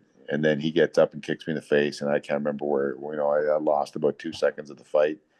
And it was just like that, grappling, striking, back and forth, good spots, bad spots. I remember at one point I was on my back, and it was a 3-minute fight. Like, it was a lot of stuff happened. I think he landed an illegal knee in one of the scrambles too. I don't remember that. It's possible, but I just remember he's in my guard. I'm on my back, and he is dropping elbows on my head. And I remember clearly thinking to myself, if this one goes bad, I'm done. I'm quitting. Because I was just getting tired of getting beat up. And then you came out swinging too, dude. Like, whatever tape he saw on you, this was not the same guy in front of him. No, I was a different fighter. But again, I'd been training with Giuseppe for a couple of months. A lot of stuff had changed, actually, because I was single again. And I was going to the gym regularly, and I wasn't fighting with anybody. My life wasn't really in turmoil like it was. I was focused. I was living in my parents' basement. I was going to work for 8 hours a day, 10 hours a day, and then going to the gym for 2, and then going home and going to bed. Cool. And that was all I was doing. I was working, training, eating, and sleeping. I wasn't arguing with anybody. I wasn't having problems with anybody. That helps. I was just going to the gym. Never experienced that.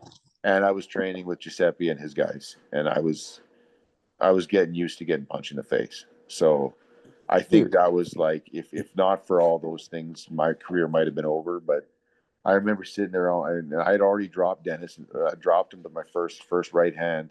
Yeah, you came out swinging, dude. Yeah, you came out swinging. Yeah, I had something to prove to myself, I think. And then I remember, like, a minute and a half later, I'm on my back, and he is smashing my face in with elbows. And I very clearly remember thinking to myself, if this one goes bad, I'm done. But I'm already here. So, we got to try. And next thing I know, it's over. And I was like, man, I cannot wait to do this again. So he was winning the stand-up by counterpunching. But where he had issues was he would overcommit for the home run shots, and it kind of give you a little bit of wiggle room. Phenomenal fight, dude. It's an absolute dog fight. Absolute dog fight. I just remember being like nobody was holding back. Nobody was. No, you guys beat the shit out of each other. Yeah. And then I remember I threw a 1-2 at the end. I threw a jab cross that I thought didn't land. I found out later on they did, but I didn't think they landed. And then he shot in on me, and I got a triangle choke. And then a guy that I trained with was good buddies with him. He was from Vancouver. They knew each other, and then he told me after that he'd spoken to Denis a little while later, a year later, don't remember. But Denis had told him. He said when I got stuck in that choke, he thought I was on his back punching him in the back of the head, and he's pissed off because he thought it was an illegal punch. It's like, man, it was a triangle. Yeah. But I watched the video. That 1-2 that I threw landed right on the chin. So I think he was just a little bit dazed. Yeah. So, and that could have happened to me too, right? It is what it is. But just went my way that night. And dude, you fought for Lee Brandon and Lee Coates. Phenomenal promoters. You know what, dude? Those are guys we should reach out to. Anthony Macias, he's 22-9, former UFC vet. Kyle Jensen's 14-2. That's your next guy. Like, dude, you're friggin' killing it, dude. Yeah, I had some good nights. I had more good nights than bad nights, I guess. But yeah, Like, I don't know. what? I just liked it. I liked getting ready for it. I like the adventure of like getting on a plane, going out there and being nervous and scared, and then go do your thing. And then, if you lose, it sucks, but it's over. You did it. And if you win, that's just the best day ever. And yeah, yeah. Did you gotta go? No, Okay, no, okay, I'm Let's good. roll. okay. I mean, that's a green light. Uh, you're June 13, 2003. You go back out to Hawaii. Like, they really like working with you. Here's your canceled bouts: Cruz Chacon, Jason Miller, Dennis Kang, all canceled. Desi Minner is your first fight. He's 5-1. You win by rear naked choke. Jay Buck Yeah, is an underappreciated bad mother effer. 11-6. You win by kick in the first round, and you win the tournament. Brandon Seguin by KO. yeah. So the first guy they told me, that Hawaiian dude, they're like, do not stand up with him. Nobody's going to stand up They with him. say with all Hawaiians, you shouldn't. That's all they do is practice standing Well, up. and they said he's like a really high level boxer, like really good on his feet. So I'm like, well, that's cool, that's fine. So yeah, if I stood up with him, bad night probably. Took him down, choked him, no big deal. It wasn't even a fight. Like it wasn't even a fight. He had no idea. He was strong, but and then the second fight was Jay Buck, and that honestly should have been the most difficult fight of the night. But Jay Buck and I fought as kids. Like, okay, he was a boxer from Orland Park. Fuck, he was tough. He was tough. and he was a wrestler too, I think, or Yeah, state qualifier. Yeah, not a high end one, but yeah, better wrestler than me. for So sure, for sure. what ended up happening is we went back and forth. It wasn't a very long fight, but he was a lefty. I was right-handed, and I kind of just did like a 1-2 step, and then I kicked with my left leg, and I think he thought it was going to his leg, and he reached for it, and I went up to the head, and that was it. It was over. He leaned into the kick, and then there's another guy. Like if we fought 3 times, you're not going to get. It's 3 different fights, right? Dude, he hits like a Mack truck, dude. He hits hard. Yeah. And And I mean. think he was a 170, Yeah. normally 170 pounder. He did the 85 tournament in Hawaii just to try to Yeah. get into it. But Yeah. yeah, and then so then Gilbert here I go, grappling guy. man. You that night was funny because so I kicked him in the face, knocked him out, all good, but I sprained my ankle. Like not real bad, but bad enough that I'm not sure, right? So I'm in the locker room, and then I think Dennis Kang won his 2 fights. So he's supposed to be my third fight, and I've already fought him. Oh, And I know it's going to suck, right? I know it's going to suck. And then Andre Roberts is in my locker room. And there's honestly one of my favorite people ever. I barely know him. I think that's the only night I ever talked to him. But I looked at him, and then my ankle's all buggered up, and I'm like, what am I going to do here, right? Do I tape it up and go fight, or do I just take my 2 wins and call it a night? So I looked at Andre and I go, dude, what do you think? And then that son of a bitch did not answer my question. He just looks at me and he smiles and he says, well, Joe, that depends. He says, how bad is the injury and how bad do you want it? And I go, you are an asshole. He just laughed at me. I looked at my corner, I'm like, hey, tape this shit up. Let's go. So taped it up. I'm like, now I know. In my mind, like, I got to fight Dennis Kang again, which sucks, but fuck it. I mean, he's not healthy. He's beat up as well. Yeah. But he ended up, he was hurt from. I think he fought Jason Miller. Yeah. Maybe beat the hell out of him, but beat himself up doing it. So Dennis is out, Miller's out, and then they Dude, took Dennis King, Jason Miller on a regional event. Holy right, shit. yeah. How crazy is that, right? And then who was the guy that stepped in for the final? Wait, hold up. In Jason Miller's locker room, the math or in Dennis King's locker room, the math that they're doing is, well, he beat Desi Miller by rear naked choke in 220, and then he had a 36-second knockout. He's fresh. I was fresh. Yeah. You know what I mean? And they're high, like, they don't even know about the injury. They don't know about my fresh. Ankle. Yeah. I was less than a minute and a half or two, just over 2 minutes in the ring. Yeah. Oh, that's fair. You know what I mean? And we all have our doubts, right? I'm in my locker room wondering what's best. what do? You make a decision. And for me, it was like, well, my ankle's going to hurt tomorrow either way. So, and man, I wouldn't have fought. I probably wouldn't have fought if not for Roberts. And he Dude, Tyrone Roberts, dude, I got his phone number. We should get him on too. Tyrone's phenomenal. Tyrone, I didn't know that well. I didn't He's know a referee now. really. But Andre was like in my corner in the same locker room, right? And then I'd seen him at Extreme Challenge events and stuff, and like he was a friendly guy, whatever. So I'm like, hey man, what do you think? And he's older than me. He knew better than me. He had more fights. I was like, what do you think? What do you think I should do? And he just goes, Joe, it depends on how bad it is and how bad you want it. I'm like, you son of a bitch. Like, you're putting this right back on me. This Brendan Seguin guy, the Caucasian devastation you get in the finals, he didn't fight earlier that night. They just pull him out of the stands? No, he lost in the first round. He lost in the first round. I think it's not on his record. It's not on his record. Oftentimes there were 2-day events out there. It's not on his record. It was not a 2-day event. No. Okay. I thought he had lost to Kang by submission really quickly. Oh, you know what? Sorry. Possibly. Did you fight this guy twice? Yeah. Yeah, I fought him. I'm looking at the second one. You're right. He lost by armbar to Dennis Kang. Never mind. I do this in with research. You're doing it on the fly. Yeah. So, but he was like, he was healthy, right? He was fresh. And I think he just jumped on. He's like, yeah, I'll fight again, of course, right? So how close to the UFC were you prior to the 3 losses? The issue with Monty was that he had so much real estate into the UFC. They would say, nope, 1 guy per weight class. Were you kind of in a holding pattern, or were they reaching out to you? I think Monty knew that I needed to get more comfortable on my feet.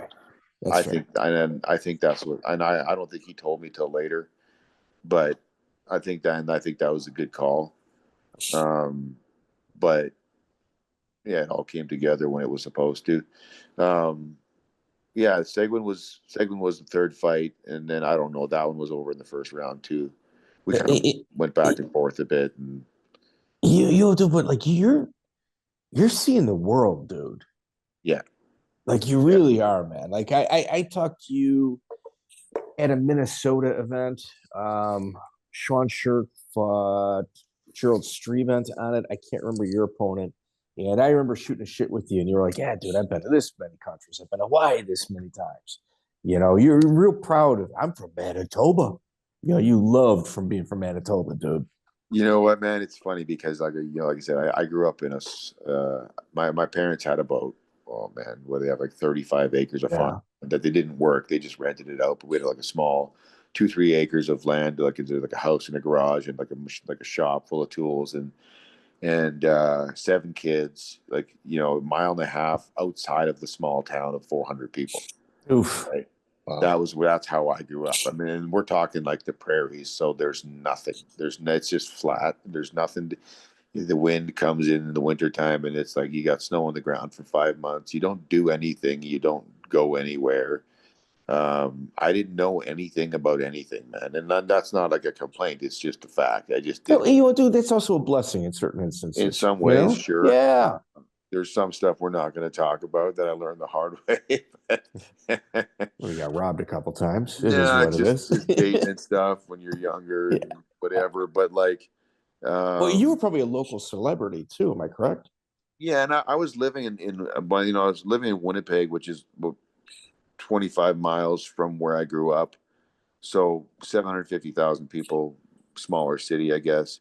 But then, first Manitoban to fight for the UFC.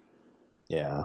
So, and Winnipeg's a town kind of gets shit on by the rest of Canada. So now you're doing something that puts the city, and again, people have to be fight fans to know who you are, right? But yeah, you would get people like, hey, are you Joe? Are you the guy that fought in the UFC? Are you this guy? Are you that guy? I'm like, yeah, I guess, whatever. Yeah, I guess so. And then, some would be friendly and have buy you a drink, and some would just say hi, and some would want a picture, and some would ask you to fight. Like that was some guys like I want to fight you. I want to tell my friends I fought you. Like, and that'd be how they start the conversation. Yes, I respect that. It's very Canadian. To Winnipeg, man. Right. So in between Brandon Seguin and Danny Anderson, you take quite a bit of time off. Were you real hurt? It's almost a year off. I mean, you're a 50 Fight Club member. People usually don't take that much time off. when they got that many fights? I don't know if I would have been hurt or if it just maybe just. Stars didn't align. Oh, you know what, man? There was what was the year? You're talking 2003, June of 2003. You fight in Okay. Hawaii, and then Yeah, March of 2004 is your next fight. Yeah, I did something to my neck or my back Okay. training, and then it was bad. Like I was laid up on a couch for a couple of weeks. It still bugs me now a little bit, but if I take care of it, it's fine. And then when I take care of it, then it stops hurting, and I forget that it's there. So then I stop taking care of it, and then it comes back. But it's fine. Like I can work and wrestle with my kids and whatnot. It's fine. But I think that would have been the time. So I would have been hurt in the gym, probably like a pinched nerve or like a torn muscle. I don't really know. I never really figured it out. But that's probably when that happened. Yeah. So Danny Anderson's 7-1. Like, dude, if you add up your opponent's records and compare them to a lot of other people, it's pretty lopsided. Like, your guys have got a shitload of wins, as compared to their losses. That 7-1 is a really good fight. Danny Anderson. That was an Extreme Challenger. Yes. That's a funny one, man, because I had a buddy that I was training with, and he was fighting on a show in Minnesota for money. And then I hadn't fought in a while. So that was my first one after a long layoff. So I called Monty one day, like a week before the fight. I was going down there to corner my buddy. I called Monty. I go, "Hey man, any chance I can fight on the show?" And he goes, "No, there's no chance at all." He goes, "I don't have any money in that show for you, and there's no one no one will fight you." And he goes, why are you calling me? I go, "I'm just bored, man. I'm just bored." And he goes, "Well, no, I can't get you a fight." I said, "That's fine. No problem." "No, that's a different fight. Sorry, different fight." "Danny, nope, that's a different story. I apologize." That was a different guy. I don't remember who that was, but that was also Minnesota. The Danny Anderson fight I remember now is just to get me going again because I hadn't fought in a while. 7-1. Is it getting it going again, or is he trying to figure out what Danny Anderson's got? Could be that too. I hadn't fought in a while, and then I think I was supposed to defend my title in what was the name of the show down in Mississippi. FFC. Well, no, you're skipping ahead because Am I? Yeah. Well, you know what? You did win a title against Anthony Macias. I apologize. You are correct. Yeah. So I think after Anderson, then the next fight would have been Chris Lieben. No, it was Ricky Fukuda. Wow. Okay. And dude, at this time, Fukuda's 0-0, but he's. Yeah, I to this day I don't believe he was 0-0. You know what I'm saying? I think he was kind of one of those like street beefs guys, really known anywhere, anytime. He might have had like 30 or 50 amateur fights. I really don't know. I just remember that is one of the most durable human beings I've ever fought. I couldn't. Man, I was. Hawaiians are built different. I was holding the back of his head. He was Japanese, I think. Yeah, he's Japanese. No, I was holding the back of his head and then pulling his face into the elbows that I was throwing. And then I switched hands and did it with the other side. And then he just kind of, whatever, I'm punching you back now, dude. Like, whatever. I was like, I think I had like my striking was maybe a tiny bit more technical. And, well, I don't remember getting hit that much. He might have hurt me once or twice, but like, man, I left his face a mess and he was dying and he just kept coming forwards. I'm like, strangest thing I ever experienced in my life. And it's in Hawaii, and man, the Hawaiian fans are insane. Like, while you're throwing and landing punches, they love you and they will tell you that they love you. But if you stop for 1 second, they hate you. Like, you're just, as you're throwing punches, they love you more than anything. And if you stop to catch your breath or circle around, then now they're booing. Like, it's the funniest place you'll ever fight. And they're loving me because it's an exciting fight.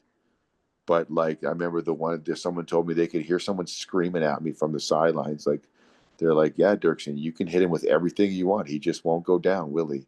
Like, they're taunting you as you're trying to smash this. They're just, they love it. They're loving the fights and everything, but they're just like, they got this weird way of looking at the world, and it's kind of funny. But they're just like, they're kind of trash talking me while I'm fighting because I can't knock them out. You know what I mean? And it's just like, man, he's the Ricky Fukuda was the craziest human being I ever fought. And well, I could say that about 5 other people too. But he was tough, man. He was just like, I'm doing this. He was just, he wasn't going to lose that fight. He was fighting. It was the craziest thing ever. He was like fighting a zombie, man. He didn't feel anything. You know, you could move his body around, you could strike with him, you could wrestle with him, but you couldn't discourage him. You couldn't do it. You know, speaking of not being able to discourage somebody, Joey Venti, Yes, sir. 2004, they always have like 2 or 3 fights. They have about 3 or 4 fights at the end of the year where they separate and try to figure out what the fight of the year was. This one right here was in that conversation. I think it actually may have won it, if my memory serves me properly. May 15, 2004, FFC in Mississippi. Chris Lieben is standing across from you. Yeah. Lights out Chris Lieben at that time. Yeah. 14-0. You're 26-5. Yeah. I remember that one. You're representing Canadian kickboxing and Muay Thai. That was Giuseppe as my coach. Yeah. Yeah. So Giuseppe Denatale was in my corner, and so was his coach, Duke Rufus. Because Duke had a couple of guys fighting on it. And I think Giuseppe fought on the same card, actually. He fought an MMA fight that night, if I remember. I think he did. I think he fought earlier tonight. And so, yeah, Lieben was a Team Quest guy. Came in like, yeah, he'd knocked a bunch of people out. But I didn't know. I knew he was kind of a guy that people were looking at. Yeah. And I was like, well, I'm like, whatever, it's fine. I don't remember who I talked to. I think I was talking to Big Papa Schnocky, if you remember that.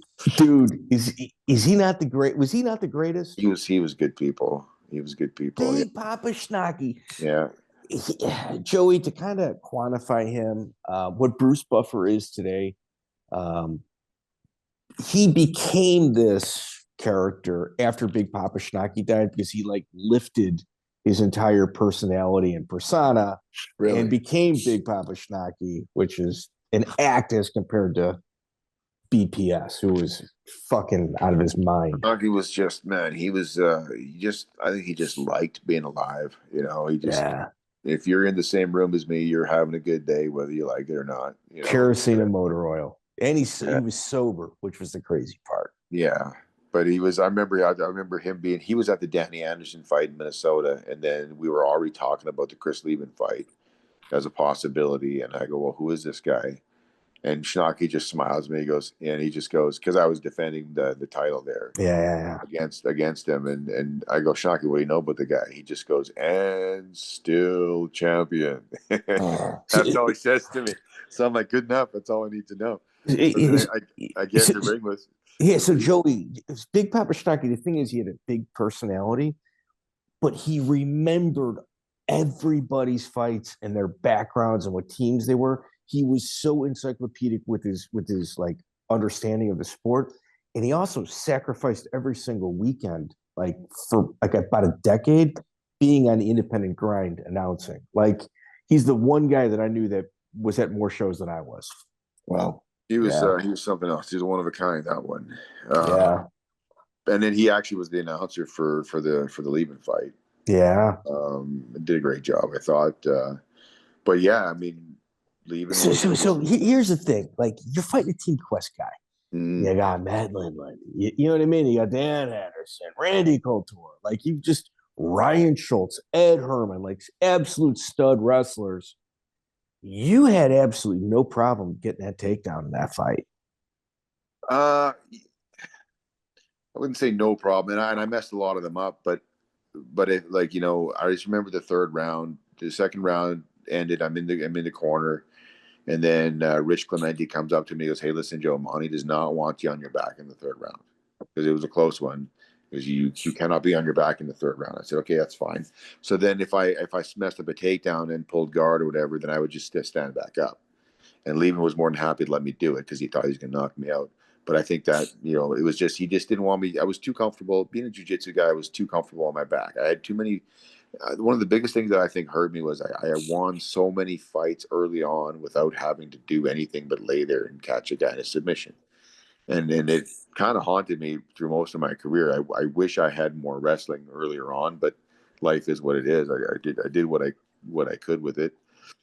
But when I was actually like smart about it, yeah, I would get takedowns. But you got to remember, it's MMA. It's not a wrestling match. So I took down guys that were better wrestlers than me because you can punch them in the face first, and even if the punch doesn't land, they have to pay attention to it. They have to acknowledge that they might get punched. And Chael Sonnen said something once in an interview. He said in MMA, a little bit of wrestling is enough. Because the really good wrestlers are good because they're really good at doing stuff like a 2-on-1 where they're grabbing your arm with both hands and they're doing stuff to you. He says punching takes that away. You can't go 2-on-1 on a guy in MMA because he'll hit you. Wrestling in MMA is different than it is in jiu-jitsu in MMA is different than it is without. Oh yeah, it's all different, right? Striking is different than it would be without takedowns. So it's just a weird sport where I took down better wrestlers than me all the time in MMA fights that I probably could never take down on the mats. You hit Chris with an armbar that looked like it broke his right arm, like it snapped his elbow. Didn't feel anything snap.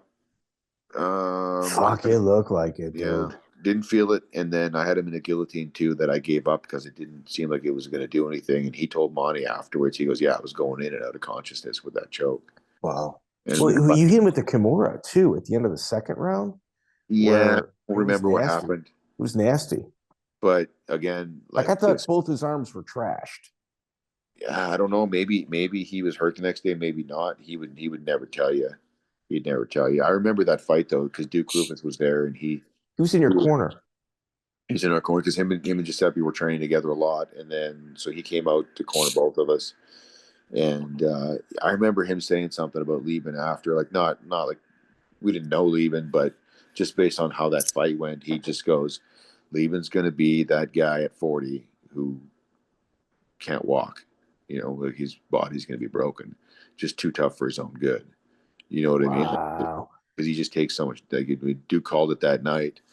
And I don't know Lieben very well. We've only met a handful of times, but I've read stuff, like interviews and stuff. He's sober. He's sober now. Is he? That's dude. Good. I just saw him 2 weeks ago in Los Angeles. Yeah.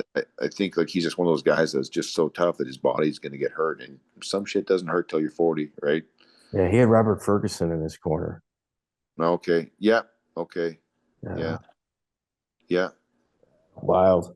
Yeah, that's like one of I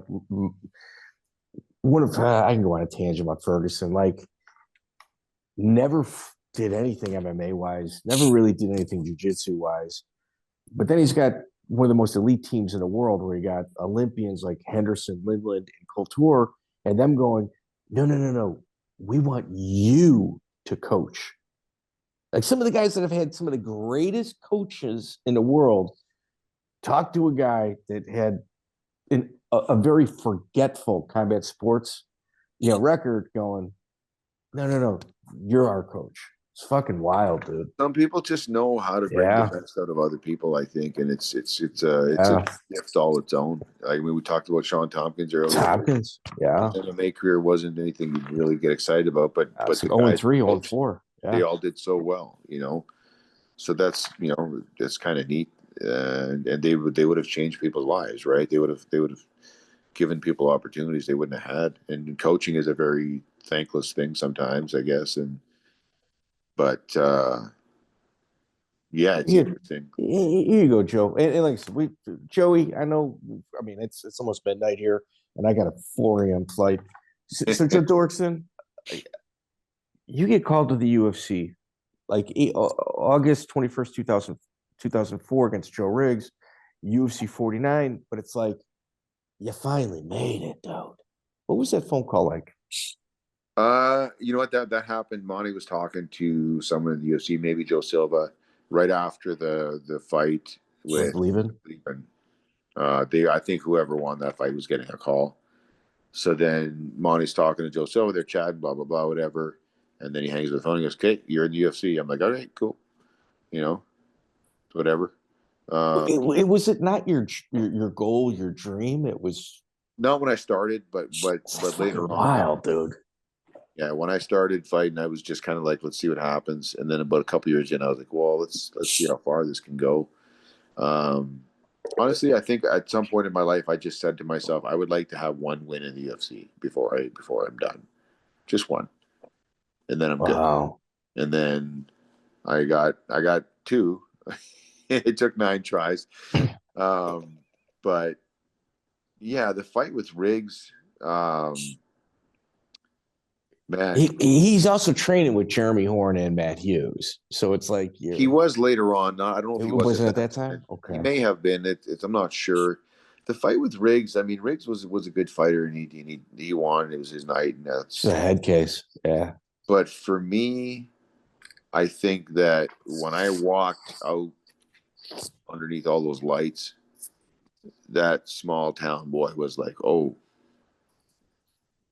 this isn't where you belong. This you shouldn't be." I didn't imposter like syndrome. It's a real thing, man. Like you're in that octagon, and I'm like, that's not where you want to be, dude. and I was like, oh, this isn't. I'm not supposed to be here. And you do the best you can with it while you're there. And I made some mistakes, and I paid for it, and that's life. And then I thought I had no business being in there with Riggs was a knockout artist and whatnot. And I didn't even the fight that I just had before that should have been in the UFC.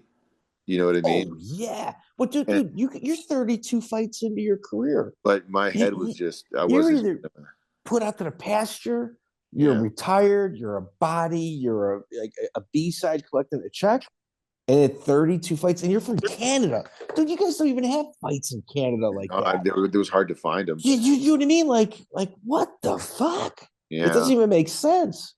So like the Riggs fight, I just didn't feel like I was ready.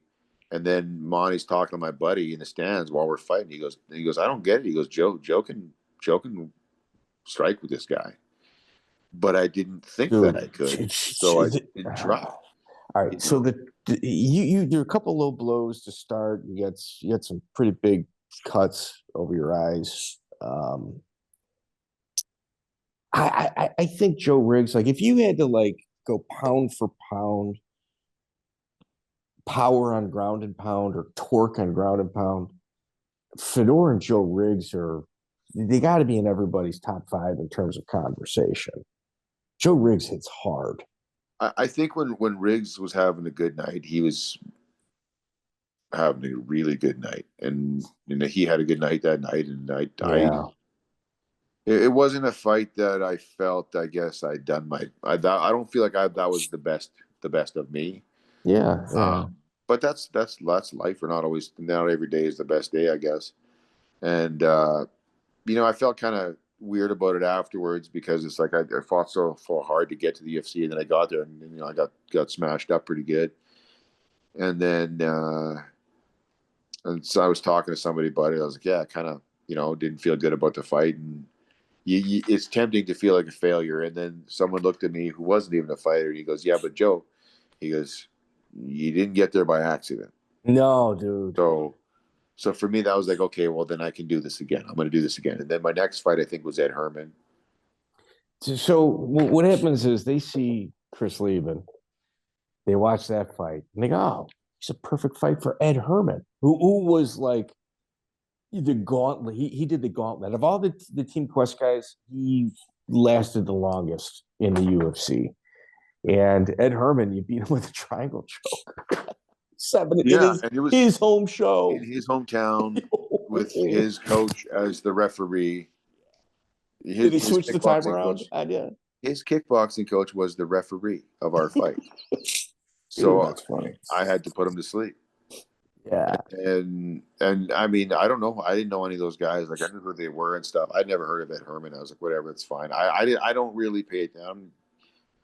Just put somebody in front of me, right? And Monty said, hey, it's a tough guy, but I think you can beat him. I'm like, all right, cool. And that tough guy beat the shit out of Nick Thompson in Ohio. Yeah. Ed Herman's, I mean, at this point, he's 7-2. Ed Herman, Ryan Schultz, those are some bad boys, man. Oh, yeah, they're tough dudes, yeah. Oh. And Herman and I had like a back and forth. I think he probably would have won if it went to the cards. He was on top more. But a good fight. We were going back and forth a little bit, and then third round he made a mistake, and I caught him in a submission, and he went to sleep. He wouldn't tap. He went to sleep, which is fun. That was his MO. That's his decision to make. And then it's funny because we fought I respect that. Later. Yeah, he wasn't giving up, and I fought him years later. Got him the same triangle choke, but the bell goes, and the round's over, and then the third round, whatever. So Herman and I went 1-1. That's cool, whatever. And I don't know. I never had any real long conversations with him. We just fought, and that was that. And have a good day. Work's done. See you later. Yeah. Yeah. Joe, any regrets?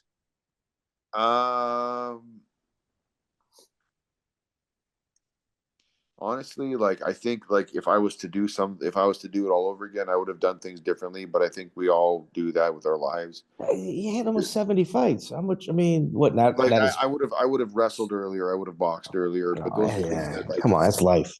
Yes, life, right? So no, not a regret. I did the best I could with what I got. One regrets? Not really. Not really. No, I don't think so. We talked earlier about Kaladov. Yeah. It was from the business perspective, exactly the right decision to make. I don't know why. Maybe because it was near the end, but it was that's one guy who I think maybe I would have liked to fight. Nothing, no particular reason, just because he was a big deal at the time. And I think I liked him because the UFC made him an offer, and he just publicly said, "See you later, boys." He just said, "No, thanks." I thought that was kind of funny. He's making enough money in Poland. He's like, "Yeah, I don't need the UFC." And good fighter, well-rounded. And I'm not saying I would have beat him. I don't even know if I would have. I might have got smashed, but I don't care. Let's go find out. Let's see, right? We didn't take the fight. The money was Monty wasn't happy with it. And okay, I kind of always went with whatever he thought. Yeah. And it might have been the best decision. I don't know. Regrets? Nah, I don't think so. I got out healthy. I can play with my kids. I can work for a living. I can, there's other guys that I knew and trained with that aren't doing as well as I am. And Here, before we go, all right. So the bikers on the West Coast really kind of helped cultivate the beginnings of mixed martial arts in Canada. Okay. Did you ever get intertwined with those guys? On the West Coast or just anywhere? Well, the bikers, they really supported. Look, man, yeah. If you're good at violence, and then you're a useful tool, right? So I got invited to a couple of parties, and I got invited to go drink in a couple of places where you probably shouldn't go. I had a very, very plain and easy policy. I get along with everybody, but I don't get involved. So if someone said, "Hey, would you like to come drink over here after the bar closes?" I just said, "Hey, thank you. Very, thanks for the invitation. I got to go to the gym in the morning," and that was always good enough. No one got offended. Nobody got upset. It was just I got to go to the gym in the morning, and they were always good with that. I'm not taking sides. I'm staying focused on what I'm doing, and so I never got into trouble with the law. I never got into anything really stupid. I drank a couple too many beers every now and then, and maybe went out with the wrong girl a couple times, but I mostly stayed out of trouble. In MMA, probably boxing too. There's going to be the element that doesn't get along with the police so good, I guess. I tell you what, they really funded the beginnings of the mixed martial arts, like Bill Mahood and those guys. I've kind of inquired about getting Bill on, see if you do a tell-all in regards to how things went down. Are these guys like Hell's Angels, or you say biker? Let's put it this way: the feds got involved. It was even David Loiseau had to sit out a year. In our David Loiseau interview, I asked him, I go, "Hey, what about this incident with this guy?" And he goes, yeah, that's the one thing we're not talking about. And that's fair. Like I know at Montreal, there's a pretty heavy presence in Montreal, and Caleb Starnes. I mean, he's another guy. I think he also got a raw deal. See, and I fought Caleb Starnes, and I had a buddy who was working for Canada Border Protection Services, and he was a guy I trained with, and so then we're all in this picture together after the fight, and he had to email his boss and explain why he's in a picture with Caleb Starnes. He was, in case this comes up, just so you know, my buddy fought him. We all took a picture together. Didn't drink with him. Didn't hang out with him. Dude, Caleb Starnes, one, he's legit. He got a real bad, kind of a raw deal in the UFC. By the way things worked out, he's like, man, fuck this. I'm not fighting Nate Quarry for 10 grand, and kind of ran the entire time. But then, like, a couple decades later, Nate Quarry's in charge of the guy suing the UFC for unfair payment. So it's like, what was Khalib right or was Khalib wrong? You know, I fought Caleb Starnes. He's tough. He's a fighter, man. Yeah, I respect him. Fighter. We're trying to get him on here, dude, and like he's balking at it. I think he dealt with enough negative press where he doesn't want to relive it. But at the end of the day, if you look at his career, it's phenomenal. Man, we fought in Winnipeg. Yeah. I remember the promotion, but I knocked him down the first round, just landed something clean, all good. Man, didn't phase him.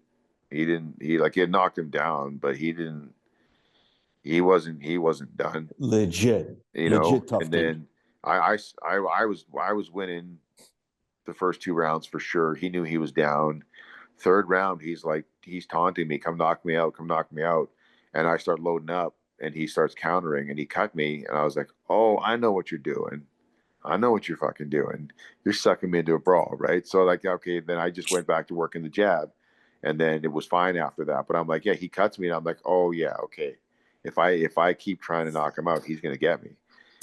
So I won the fight, but by decision. Like I didn't, you know, it was he's a fighter, man. Like the whole thing with Nate Quarry, whatever, man. It's one bad night, but everybody saw it because it was on TV, right? You know, in a press release, but like if you look at like how everything laid out in totality of his career, years later, he's right. Like he's actually right. Like everybody that was doing all this, no, man, he was right. Wasn't the story that made him fight hurt? Isn't that why he did that? He also had I think his last fight before that, he got in a really bad cut. Or something had happened. He had like a long recovery, and he was just wasn't sparring a lot at the American top team, so they were mad at him. I mean, it's just it's Lytes. Yeah. No, and then that's the thing, man. Like fighting's whatever. Like, you know, like there's the stuff that people can see on TV, and there's the stuff going on in real life. You know, it's not. No one ever knows the whole picture, right? You know, people are going to make their judgments. It is what it is. All I know is like I spent 15 minutes in the cage with him, and he's something else. That wasn't an easy fight. You know, in terms of like marketing, and dude, I've said we've got to go 3 times now. But in terms of marketing, like when you're talking about being in the locker room going, I don't know if I should go out there. Hey, Andre, what do you think? You know, with my ankle, if that was recorded, the reality show that's taking place in the content from the locker room is oftentimes just as fascinating as what's taking place inside that cage. There's just so much people don't understand that goes through a person's head, and what from my experience can be very different than the next person, right? But I mean, look at Tito Ortiz. Even when he was at the top of his game, they said he'd throw up before every fight. Yeah, Mark Kerr. Yeah, another guy. I mean, and then Phil Baroni was a guy that I didn't know him very well, but like when he came out, man, he's full of confidence. He's smashing people, or not, whichever. He went up and down, but like they said, he struggled with stuff all the time. Like he'd feel like really amazing 1 minute and terrible the next, and to take all that, the mix of the up and down, and go out there and compete in front of 25,000 people who maybe don't even like you. You know what I mean? It's a tough thing to do, right? Yeah. And I mean, Phil's like, Phil and I aren't ever gonna hang out together. We're just it'd be difficult. He's not going to hang out with anybody. It'd be difficult right now. It'd be difficult right now, anyways. Yeah, there'd be a barrier. Take a vacation, a heinous crime. But before all that happened, like him and I talked a few times about maybe doing some training together. After I fought Ricky Fukuda, he wanted me to come train with him in Vegas for a little while to get me ready for a fight. It didn't end up happening. He was with Mark Lehman at that time. Yeah. Okay. Yeah. But just, I just found him to be someone that I wouldn't necessarily be comfortable hanging out with for No. the time. But dude, you give that guy $5, you're not seeing it again. That's it. Nothing bad ever happened between him and I. It's fine. It's just sometimes you just know, like, that guy and I are probably just going to be polite and say goodbye, and that's that. But yeah, and it's funny, like, yeah, you hear all these things, like, man, you mentioned Travis Fulton earlier. I met that guy a dozen times, always got along and whatever. Yeah. As far as I remember, I don't think he's around anymore. Nope. I will say, in like 2013, there was and I might be off on the year by a couple of years, it was floated out there, an accusation where the police got involved with the same type of stuff. Yeah. And then, like, when he went to prison, I don't know this for a fact, but I've got 15 years in law enforcement.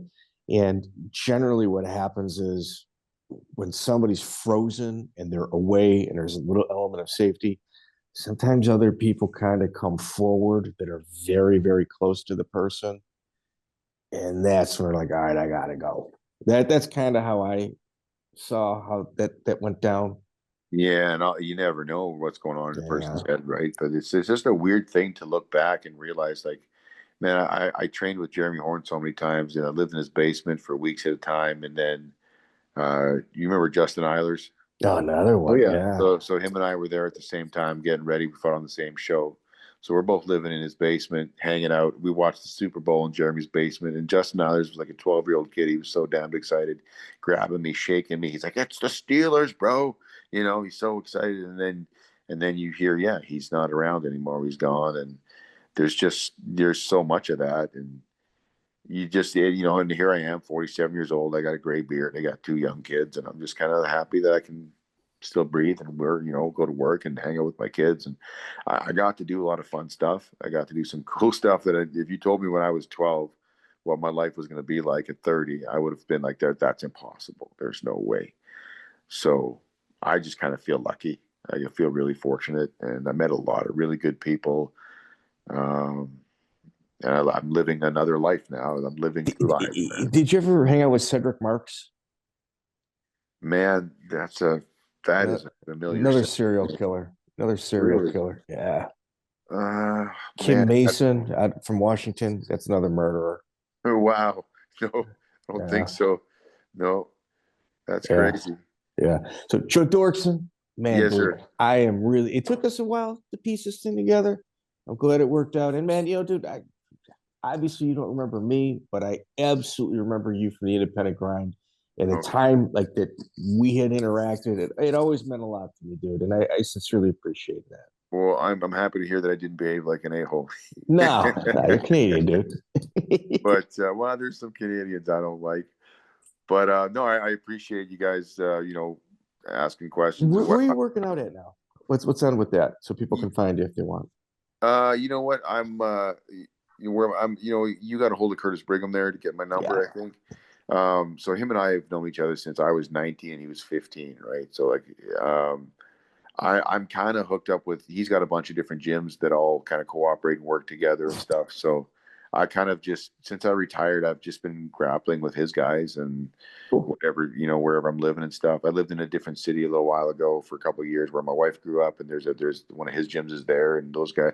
Curtis has a very, very like easygoing way about him, and then let's just get some work done. It's not about being a big deal or being tough. It's just, let's just go do some work and have some fun. And I kind of like that. So that's kind of how I do things, and just hang out with his guys. And it's just, at this point, man, it's just getting off the couch, getting some exercise, having some fun, and trying to have a good day. Excellent. Joe, I appreciate your time, man. Thank you, sir. Thank you. I appreciate it. Right. Joey Venti. Another one in the books. A good one. That's a good one, right? Yeah, we need to have him back for part 2. Go through his UFC so career. Much shit going on, dude. It's so cool. So cool. So in June, I think we're all locking down. John Peretti's doing he's having an art gallery show. And like, he's real quick to say, well, it's not MMA. It's not MMA. So it'd be nice if a bunch of us got together. So I think the LOP crew, the guys that really kind of help piece things together, behind the scenes, Tyson, Josh, Andrew, Michael Green, yourself, we're all going to make it a concerted effort to try to get there. Yeah. Which I think would be pretty cool. That will be. It should be a party. And, we got you, so we got a sober driver. Yeah, it's true, dude. You got to factor that in. It's true. So, dude, this dude, Nick Dickens, sent me $50 for Christmas. And, I guess he works for the post office. And he's like, dude, you have no idea, how much the podcast helps me get through my day. With that $50, I just put a bid in on a Gerard Gordeau autographed picture on eBay. I didn't know those existed. Dude, that means there's somebody else out there as crazy as you. Or they're trying to unload things that they don't know why they have. That's true. That's somebody's widow. Somebody's widow is selling that. Right. I'm trying to get a Taylor Tooley versus Gerard Gordeau. Dude wants $300 for it. I'm like, dude, that thing was going for $60 before Taylor Tooley died. All I got to do is wait a couple more months, and that thing will be back to where it was. So either way, Joey Venti, always a pleasure. This is dropping on Monday. I don't know if we're taking Christmas off or not. Probably not. I think I got I got Becky lined up next week, and then we got Claude Patrick, John Donahue, and Sanjay. We got Sanjay Ribeiro as well. I think we got those guys lined up. Nathan Marquardt's going to fall in there too. Go ahead. A buddy of mine, Ray Nunez, tried to set me up with an interview with Eddie Millis. He ran the Shark Tank. Oh, I remember him. I think he, by the way, he's a real personable guy. He's a good interview. Sister schools with Lions Den. So, yes. Yeah. He'd be full of great stories, but even better if we could get him with one of his fighters, like Victor Hudsiker or something like that. Dude, we got to get here? Nino Schembri. I know he's out by you, and you got a connection there. Yeah, that's true. And, I know there were some personal things going on with him before. Probably, I'm have to assume they're ironed out. And we got to get John Marsh. We got to step on Joe Pardo about John Marsh. Yeah, we do.